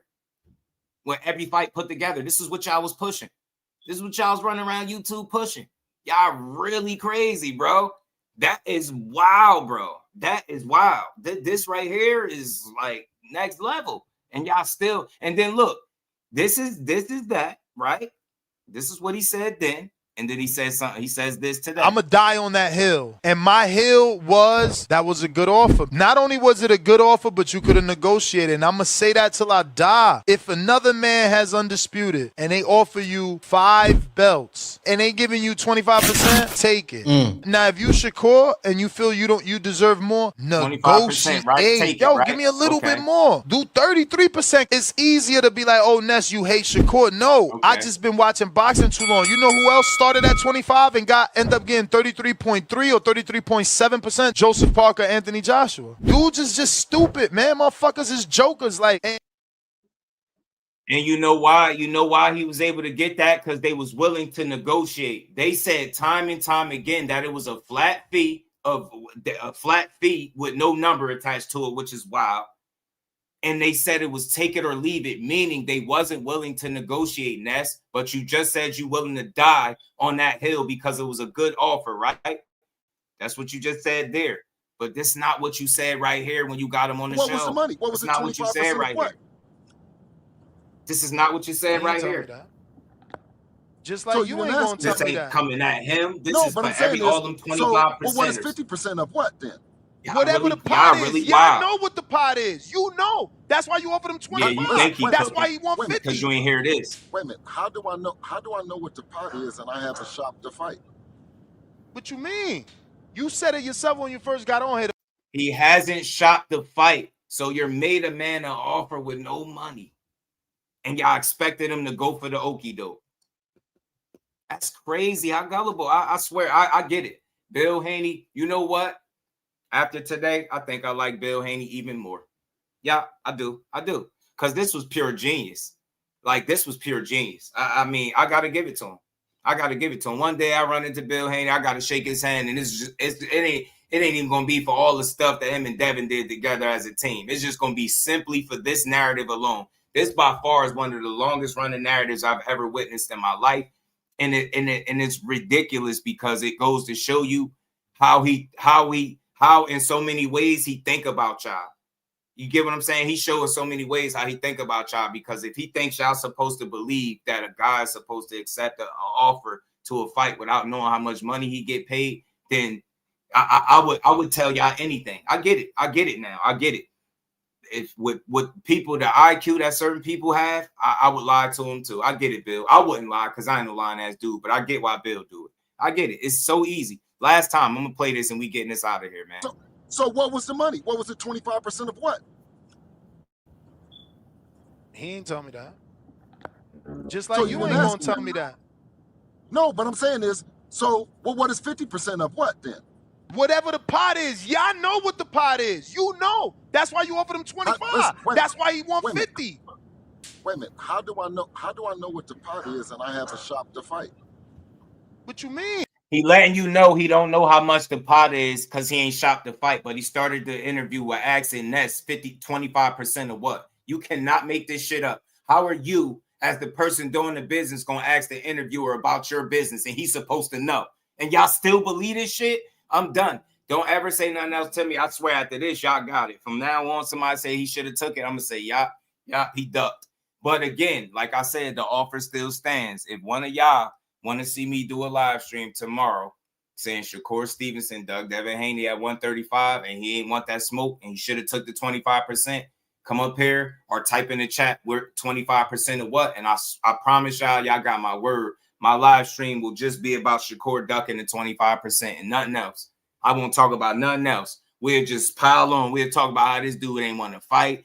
He didn't accept it. He turned it down. We'll just go and we'll just have a party of it. Anybody, that's a challenge to anybody. You want to see me make that live stream, go ahead and tell me how much money he was still to get from this fight. And you notice that their focus is the belts, 5 belts. Who gives a fuck? The same 5 belts that you're going to have to pay for after he would have beat him, because I put it on everything he would have beat him. That was a wake-up call. He wasn't fighting again at 35. That shit was scary, man. Loma spooked his ass right up out the ring. He was right up out of 35. And that was the last straw. He wasn't fighting again there. And y'all know this. But y'all still push this shit. Unbelievable, bro. You said it yourself when you first got on here. The promoter gives you the number. Yes, The number. Look, he said it. He said it when he first got on here. The promoter gives you the number, meaning how much money the fight is going to. Man, how much money y'all getting? Now he don't know. Do y'all get it? He got up here knowing what the promoter does, and then now he don't know. He don't even know his own business. But you think Shakur was supposed to be stupid?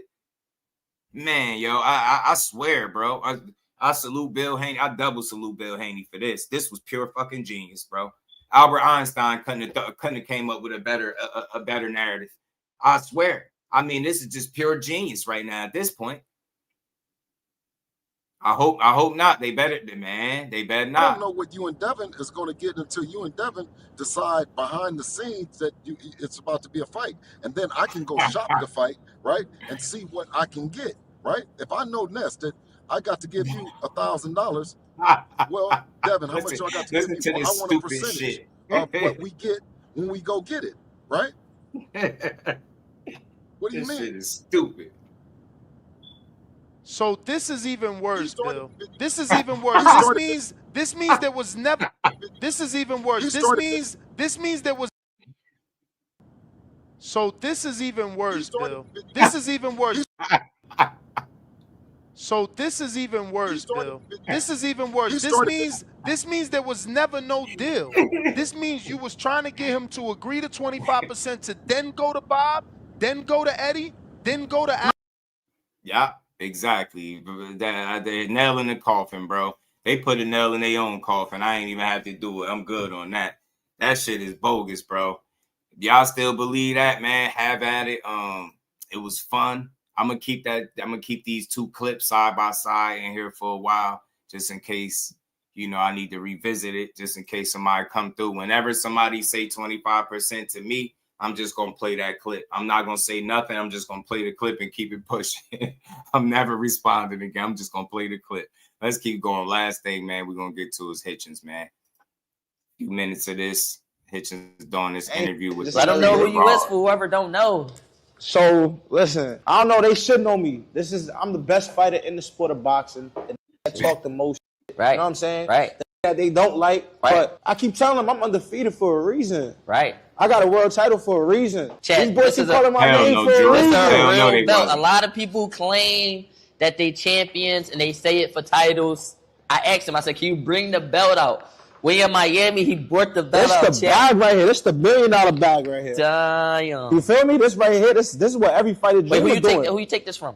I beat Liam Powell for this. Damn. He was undefeated too. He was undefeated? And he just beat the dude that they were saying everybody was scared of. Right. So he took him out, and then I beat him. And then you beat him. Right. I thought you took this from Cambodia, so you just fucked him up just cuz? No, that was like a title defense. So he was trying to come take he was trying to take it from you? Yeah. Why? Yeah, Why did he take it from bro? Yeah. Why he thought you was sweet, though?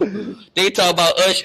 All right, so first off, gang, I'm a fan. Right, I'm a fan. I watched your John. I'm like, bro, that jab. Somebody said Richard Hitchens got the best jab. I saw it in the TikTok comments. So I looked you up. I started watching all your fights. I'm like, his jab goes straight down the line, down the pipeline, though. Yeah. And from there, I was just watching you, bro. I ain't gonna lie, I was just watching you. That's the one thing about me that's staying out is my jab. A lot of people see me and say, this jab is crazy. I personally don't know about boxing until that shit is OD. Right. But it's way more to my game than that jab. But they always watching it. But that's the most important punch in boxing, so you need that. Right. You feel me? How often are you working that, though? Like right now, I was in camp. Not even now, but like just period to get it. When I'm getting ready for a fight, how long I've been going at it? Like to get it that sharp. Yo, I ain't gonna lie. I had a fire jab since I was like. That's natural. Like my 6 months into boxing. Damn. My just got better and better, but it's like a laser. Yeah, facts. It is. It's like a laser, it's a sniper. Bro. Wait, so who you fighting next? I was supposed to defend my belt versus a guy named Oscar Duarte. Yeah, I was waiting for that. Then he fight Ryan, right? Yeah, he fought Ryan. Right. That didn't end up happening for reasons I couldn't make it to the fight. Okay. So now I'm looking to either decide what I'm gonna do next. I'm champion right now. I have a mandatory. So. Facts, yeah, because I remember they was trying that one too. Mind yours saying they made multiple offers, 2.8, 3.5, but that's a lie too because you just say he was getting a flat fee. And then even in this video, he didn't even know how much. So depending on who was asking and interviewing him, that determined what answer he gave every single time, and you got to know that I gotta fight him. Right. So FYI, when Bill Haney, aka Trill Bill, 40 Mil Bill is what they call him, when he go on the mixtape tour, that I like to call it, when you see him doing all the interviews on all the YouTube channels, more than likely that fight is not happening. I can guarantee you that. Guarantee you. When he go on a full-blown mixtape tour, the fight never happens. You just trying to figure out when you can make that fight happen. If I want to move up to, you know, go on the mixtape tour, probably defending the belt. I'm gonna keep it being, bro. You one of the ones. Like, it's not too many people. You know the names everybody say. They say them names because y'all the ones. Yeah. Do niggas be running? Like, what's the joint? Why nobody fighting? Like, I want to see you, like how you did, bro. Yeah. I want to see you take these out. Yeah. Nah, I feel like, you know what it is? I feel like it's just like a fact of business. Don't be trying to fight each other because like it be the politics behind it. Like this want this type money, this person want this money. Like I was supposed to be in a big fight versus a kid named Keyshawn Davis. I don't know if you heard him. He an upcoming fighter. We had a fight on the table, but the money that was given was like, I feel like it's a bigger fight than what they was offering. So shit like that would stop certain fights happening. But I feel like eventually when you was about to fight Keyshawn, when was that? We was supposed to fight in New York on January 31st when Shakur fought Teofimo. Yeah. We was like in negotiations for that. What? Facts. That would have been crazy. Exactly, but they want to see it. They got to pay for it, right? Yeah, right. No boy. Yeah. We ain't about to be out here fighting. Nah, for sure not. I'm not even mad at that. Like sometimes guys be feeling like they see a fight is worth more money than what the suits is leading on, and they might not do it because they ain't getting what they feel like they worth. And it's okay. As long as you continue to do what you're supposed to do, win fights, then maybe you can revisit it down the line and maybe it'll be worth the money you want. You know what I'm saying? But I don't look at neither him or Keyshawn as a duck. I don't think they ducked each other. I think guys are coming into boxing feeling like they know what their worth is. And when they taking the risk, they want to be paid. And when they don't, then they'll move on and go do something else. It's that simple. But I don't look at neither one as a scary guy. But I feel like when that fight does happen, if it happens, both dudes are going to get paid, man. You know what I'm saying? They're going to get paid. Yeah, talking about up-and-coming fighter. Yeah, that was funny. Up-and-coming fighter. He is up-and-coming, though. You know what I mean? He got less than 15. I mean, like you do in boxing, you do got to take certain chances to get to that next level. Right. But as far I don't think that was one of them, though. What you mean? Like, as far as, like he's sharp. Yeah. But I don't think that...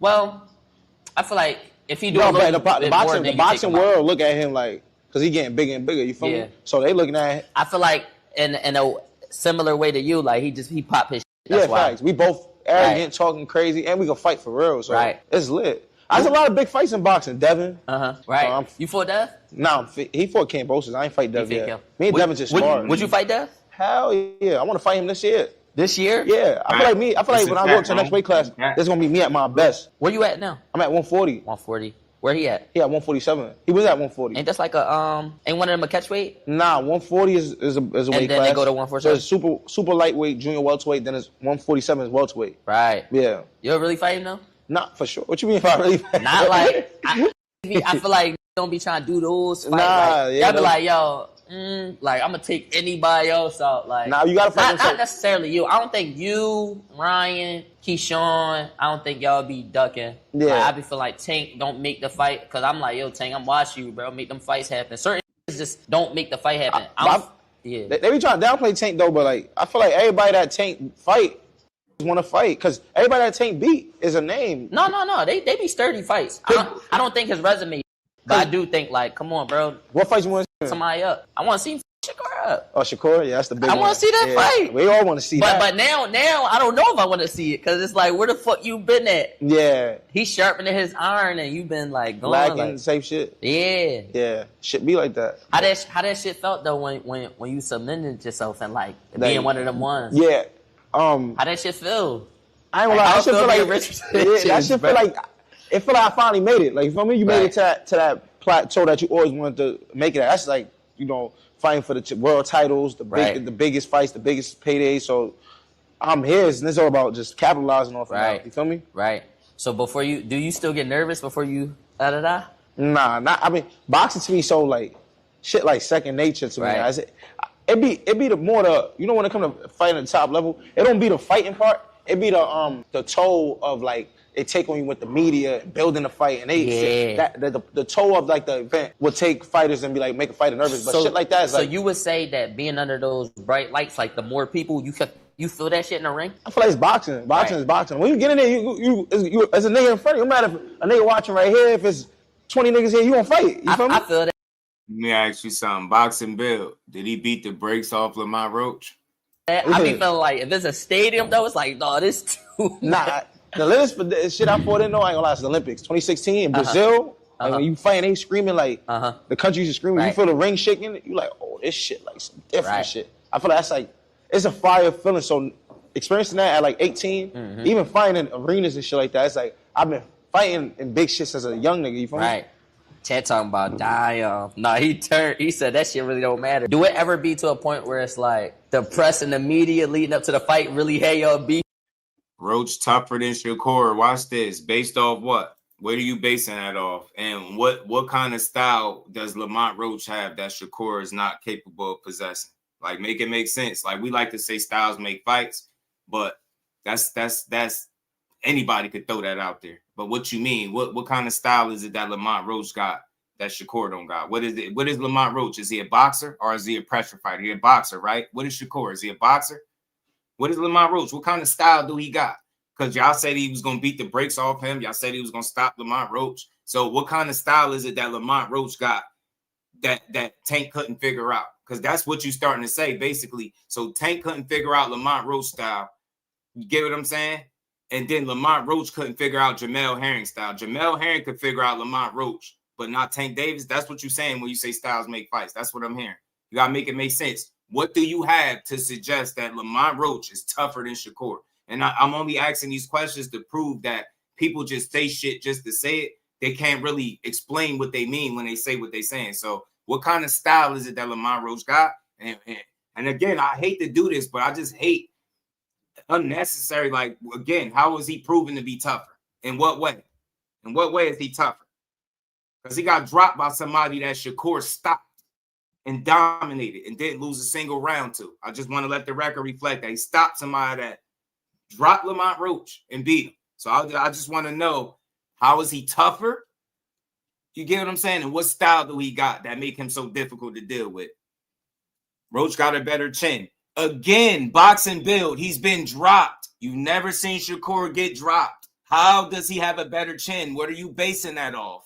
What are you basing that off? Your feelings, or are you talking about facts? Yeah, he just talking. Back to the like yeah. Now yeah, once the media and all that get into you like, I'm a killer this nigga. I ain't gonna lie. Shakur fight damn near every guy that he's fought in 25 fights in the pocket. Saying he's scared to get hit is like saying you don't understand boxing. Roach don't got a choice because he's not as good defensively as Shakur. So you say he's not scared to get hit. These dudes don't have a choice but to get hit. They're not as defensively sound. You talking about the same Roach that got dropped by Pitbull Cruz. That same Roach, right?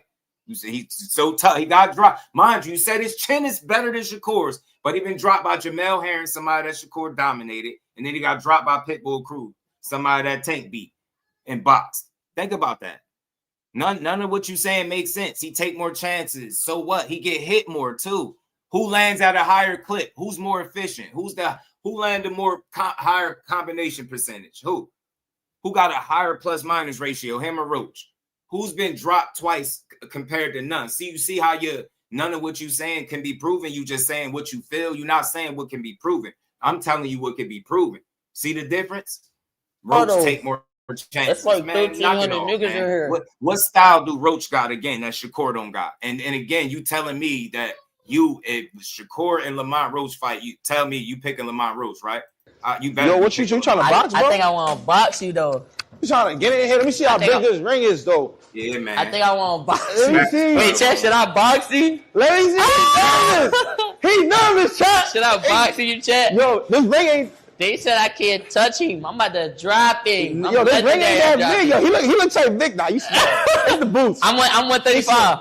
Oh, you 135? Not for nothing though. This dude right here. I don't know if y'all ever seen this streamer fight. He got some hands. This dude Raw. He could fight a little bit. He could fight a little bit, bro. I just watched the fight a few days ago with him on stream.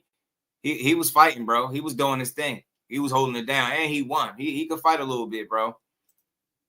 Roach press tank people opinion that Roach is high now, deservingly so, but Roach not fucking with core skill for skill. They know he not, bro. They know he not. Most people that say that Lamont Roach shit, this is my new thing. They can't even name 5 of his fights, bro. Not counting the Tank fight. Not counting the Tank fight either. They can't. So they know they wouldn't pick him and they wouldn't bet on Lamont Roach to beat Shakur, man. But because he surprised all of them and proved them wrong, all of a sudden that he so much better than what he is, nah. Get what I'm saying? I just hate when people say like just reckless shit. He'll beat the brakes off of this one. He got to fight him first. The last thing he said is he ain't fighting him. So how you gonna beat the brakes off him if he don't fight him? Gotta fight him first, bro. Yeah. I want. Yo, chat. Yo, I can't be hurt. W in the chat. Chat want to see his box right now. Low-key want to learn I how ain't to gonna box. fuck you up though. I'm gonna let you live. No, I'm gonna keep it being. You're not fucking me up though.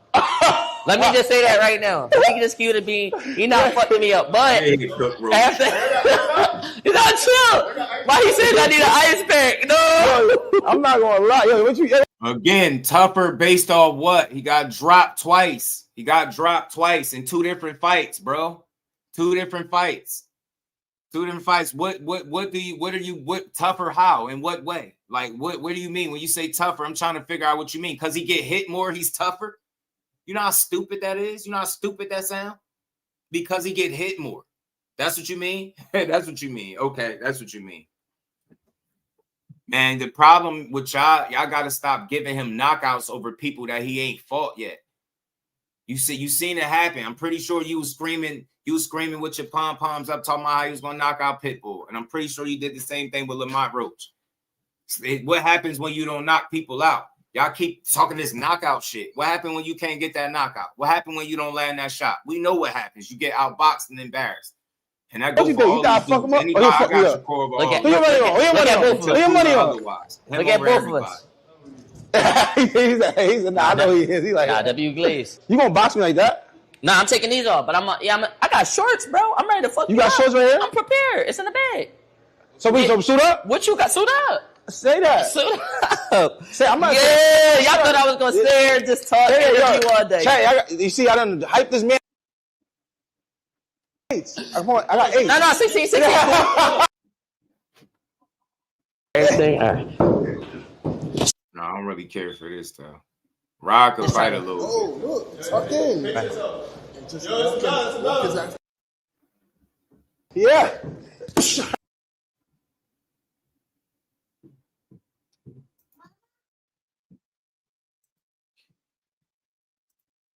Hitchins was saying some stuff about fighting Duarte and why he didn't fight him, why he didn't make it to the fight.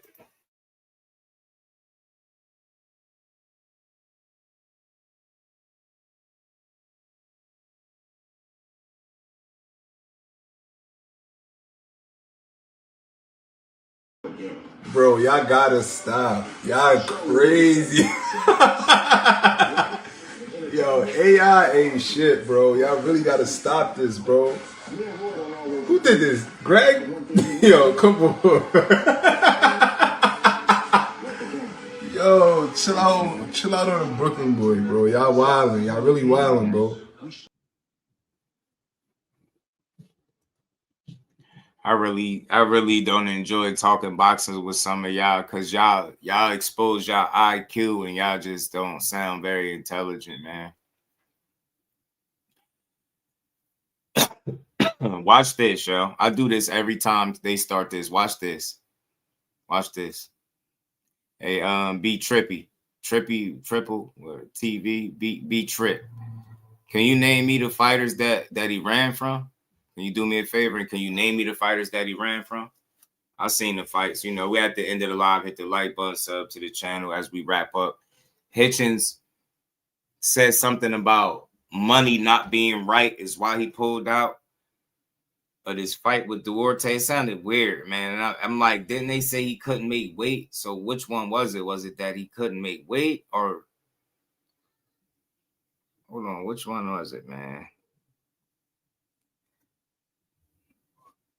Who you fighting next? I was supposed to fight. I was supposed to come out belt versus a guy named Oscar Duarte. Yeah, I was waiting for that. Then he fight Ryan. Yeah, he fought Ryan. Right. That didn't end up happening for reasons I couldn't make it to the fight. Okay. So now I'm looking to either decide what I'm gonna do next. I'm champion right now. I have a mandatory, so I gotta fight him. Right. So we just trying to figure out when we can make that fight happen. If I want to move up to, you know, yeah, I think I'm probably defending the belt. You one of the ones.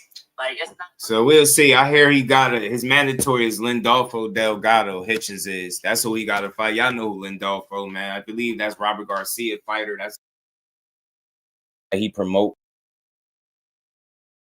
Should I say?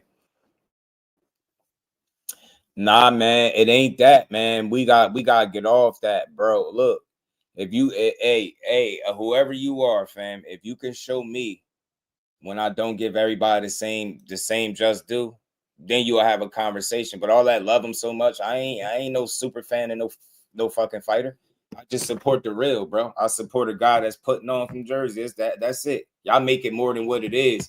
And the thing is, because y'all so wrong with the shit that y'all say, you notice that when I be throwing stuff out there, I'm basing it off facts, not my opinion. It don't got nothing to do with loving them. Y'all just don't accept what the reality is. This dude sat up here and talked about how Roach got a better chin, but Roach been down twice, and you ain't never seen Shakur down. You telling me one guy is scared to get hit versus the other guy, that's why he get hit? He don't got a choice. His defense ain't as good. They fought the same fighter. Triangle theory, my ass. His skills, his levels. It's night and day. They fought the same dude. It's night and day. That man went tooth and nail with Hector Garcia, man. Him and Shakur is not on the same level, man. I don't even know why y'all even try to force that shit. Because he fought y'all Superman, y'all superhero, to a draw. Y'all think he going to beat Shakur? I bet any of y'all, if they make that fight, he don't win. I bet any of y'all. I bet any of y'all. I bet any of y'all. I bet any of y'all scared to get hit. Y'all sound like fans, man. Fate was good with it. Yeah, he's supposed to be sick or something like that. And he rehydrate right, something they said. You get what I'm saying? Like, again, you notice, notice they just say stuff in his chat. He say random power punches. I told him to name it. He just move on to something else dumb. This is what I mean. It's always two dumbasses in the stream every day with the Shakur shit. It's always two dumbasses. Two can't back nothing up they saying, just throwing shit out there. So a better guy having a better chin is seeing him get dropped twice versus the other guy. You never even see him hurt in the fight, let alone drop, right? Being tougher is getting punched in your face more, getting dropped more. That's being tougher, right? Yeah, okay. I'll take being smarter over being tough. Y'all talking all this tough shit. What Floyd say? Let me run the clip for y'all to know. Do you foresee yourself being in, let's say, more thrilling fights as you get older? Basically, what you're saying is Floyd. Get beat up and get some black eyes, then get your hand raised. No. Stoop to everybody else. Stoop to everybody else's level and be stupid. When you get older, I'm saying. When you get older. Do you think there's nothing cool about taking punishment, getting beat up, getting bloody lips, and getting a check. The coolest thing I can do, I can dominate you, shut you out, and make crazy money, and go home and live with my family in a very, very comfortable and happy way. That's how I like to do it. Lifting weights and being strong doesn't win fights. Having great time and being a very, very smart and intelligent fighter wins fights. I mean, I've been in there before with guys that was a lot bigger and probably hit a lot harder and a lot stronger. But Floyd Mayweather always has the remedy. Okay. Well, 37 opponents had heart, and all of them came up short. Speed kills, I guess, right? Watching you in person is a lot faster than on TV, man. How important is speed? Well, it's not about speed. It's about smarts. It's about smarts, and it's about not getting hit that much. Baldamir's a big guy. What are you going to do to offset the size difference? It's not by size. Skills pays the bills at the end of the day. It's about being smart, and the smarter fighter is going to win. Most guys I don't beat them with speed and power. Mm-hmm. I beat them with smarts. I'll think about it. It's more up here than here. So don't take it from me, take it from TBE. So while you talk all that dumbass, oh, he's tougher. You keep letting him be tougher. He back-to-back draws, loss, knocked down by and beat by a guy that Shakur dominated. So you can have that tough guy. See, boxing ain't a tough man contest. It's a thinking man's game. So all that stuff you describing about Roach is cute, but you know damn well if they fought, You wouldn't pick him to win at all. I insult people that say dumb shit. You know what I'm saying? Because you insult my intelligence. I asked you multiple times, dude, and you doing all this typing.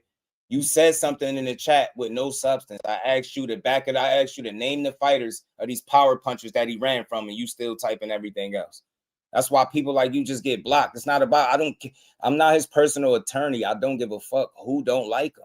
I don't care. That's not, say what you want, but when you say dumb shit, I'm going to always say something. When you push false narratives, I'm going to always say something. You saying he's scared to get hit. What fight should I go watch that would suggest that he's scared? Name the fights. You got two of y'all in here. You got Boxing Bill and B Triple or whatever your name is. Like, y'all both saying the same shit, and y'all ain't got no substance. Neither one of y'all stating facts.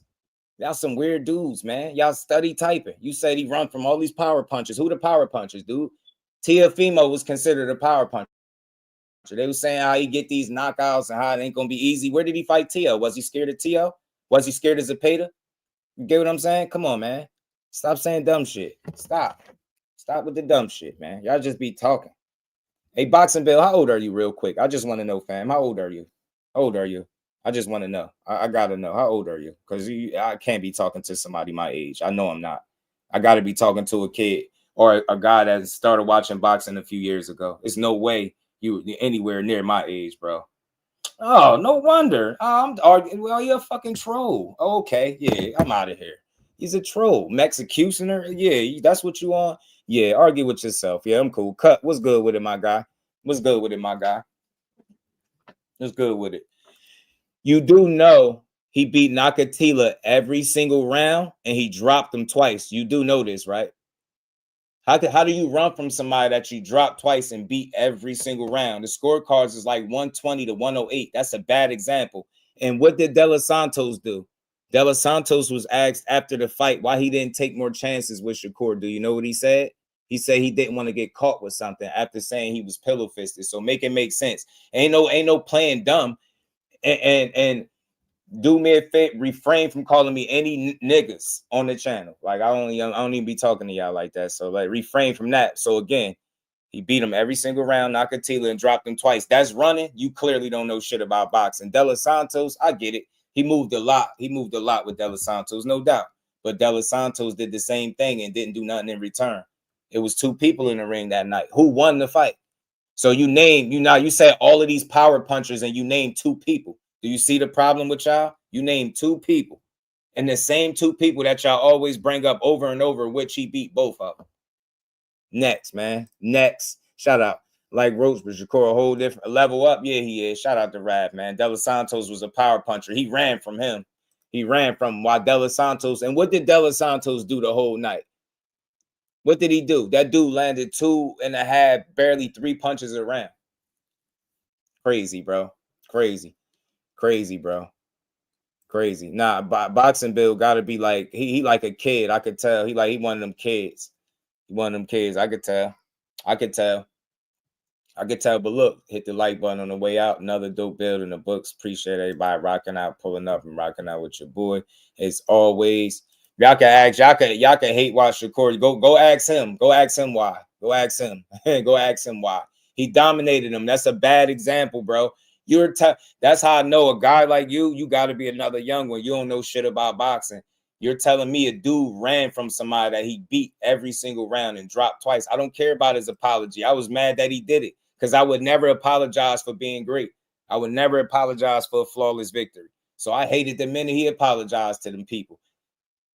You can't run from a guy that you beat every single round and dropped twice. You don't make sense, bro. We already reviewed that. That fight, and we disproved all of that running stuff that you was talking about, fam. So you a person that didn't watch the fight. I know for a fact you didn't watch it. You know what I mean? You didn't watch it.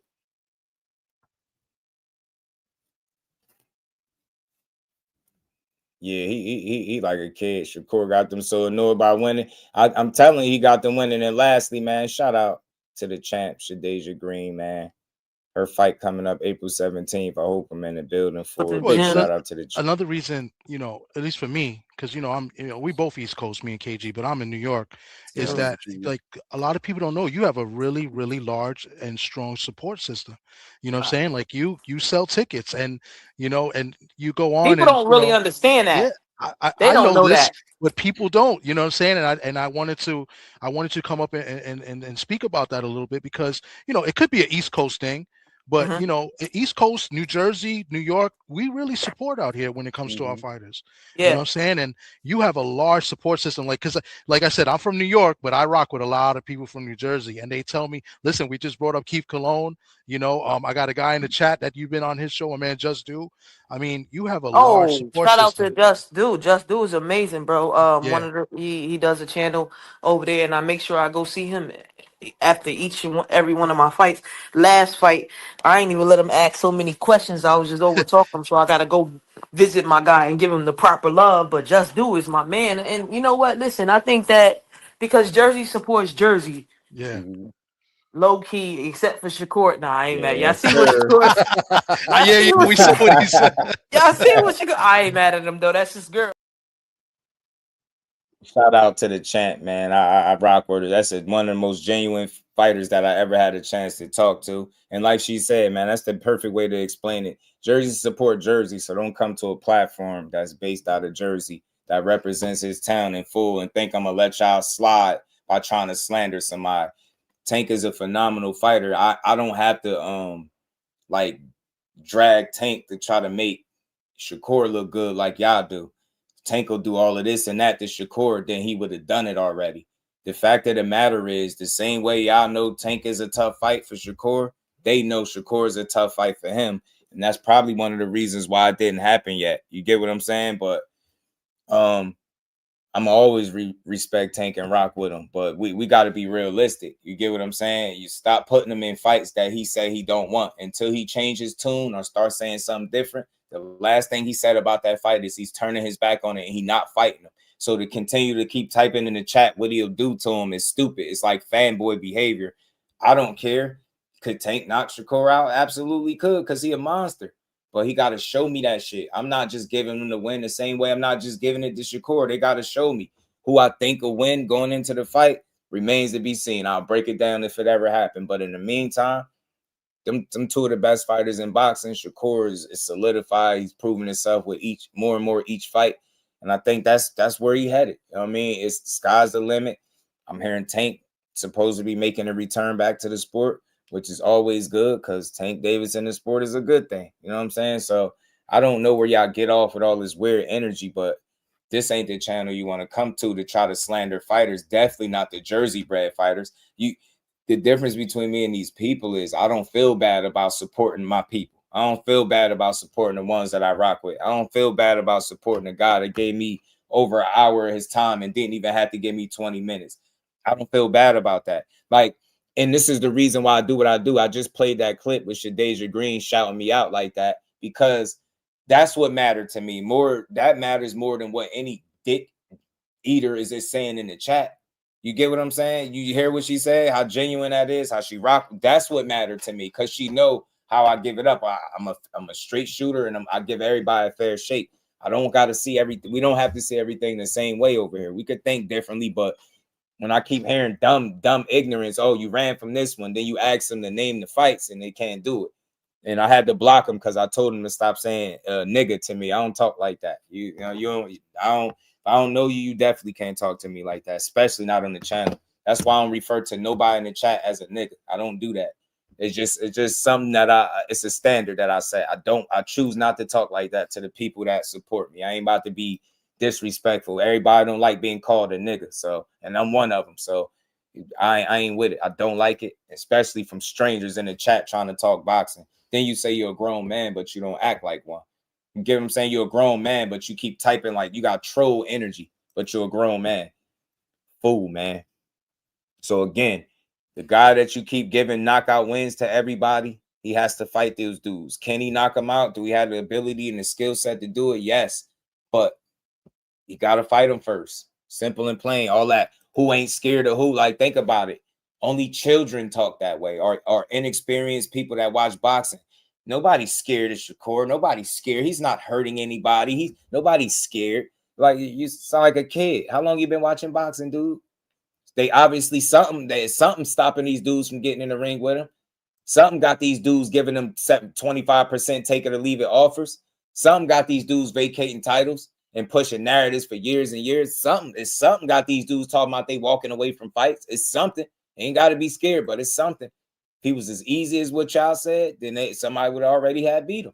Simple and plain. But with that being said, man, we just gave boxing its just due, how we always do. It's fight week. Keep Thurman in the Tower Inferno, Sebastian Fundora. May the best man win, but we rocking with Keith. I hope Keith could pull it out.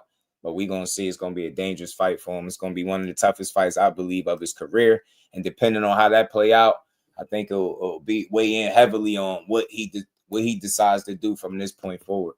But we're going to see, man. It should be a good fight. I hope he's in the best shape possible. And I just want to see him with a vengeance performance, man. But I know Fundora's a dog. I like him too.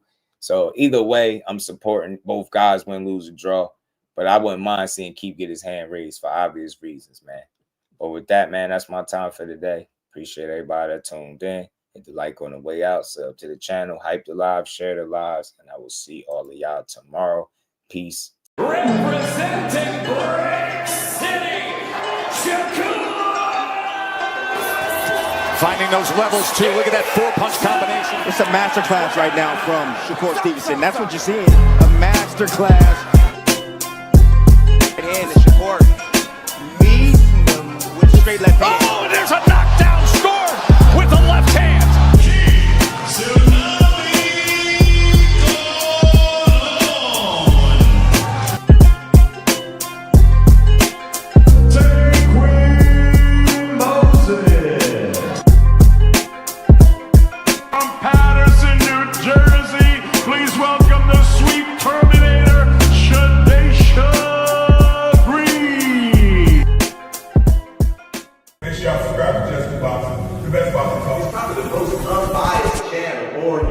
Right now, we're going to give him his just due. Shout out to my brother Just Due.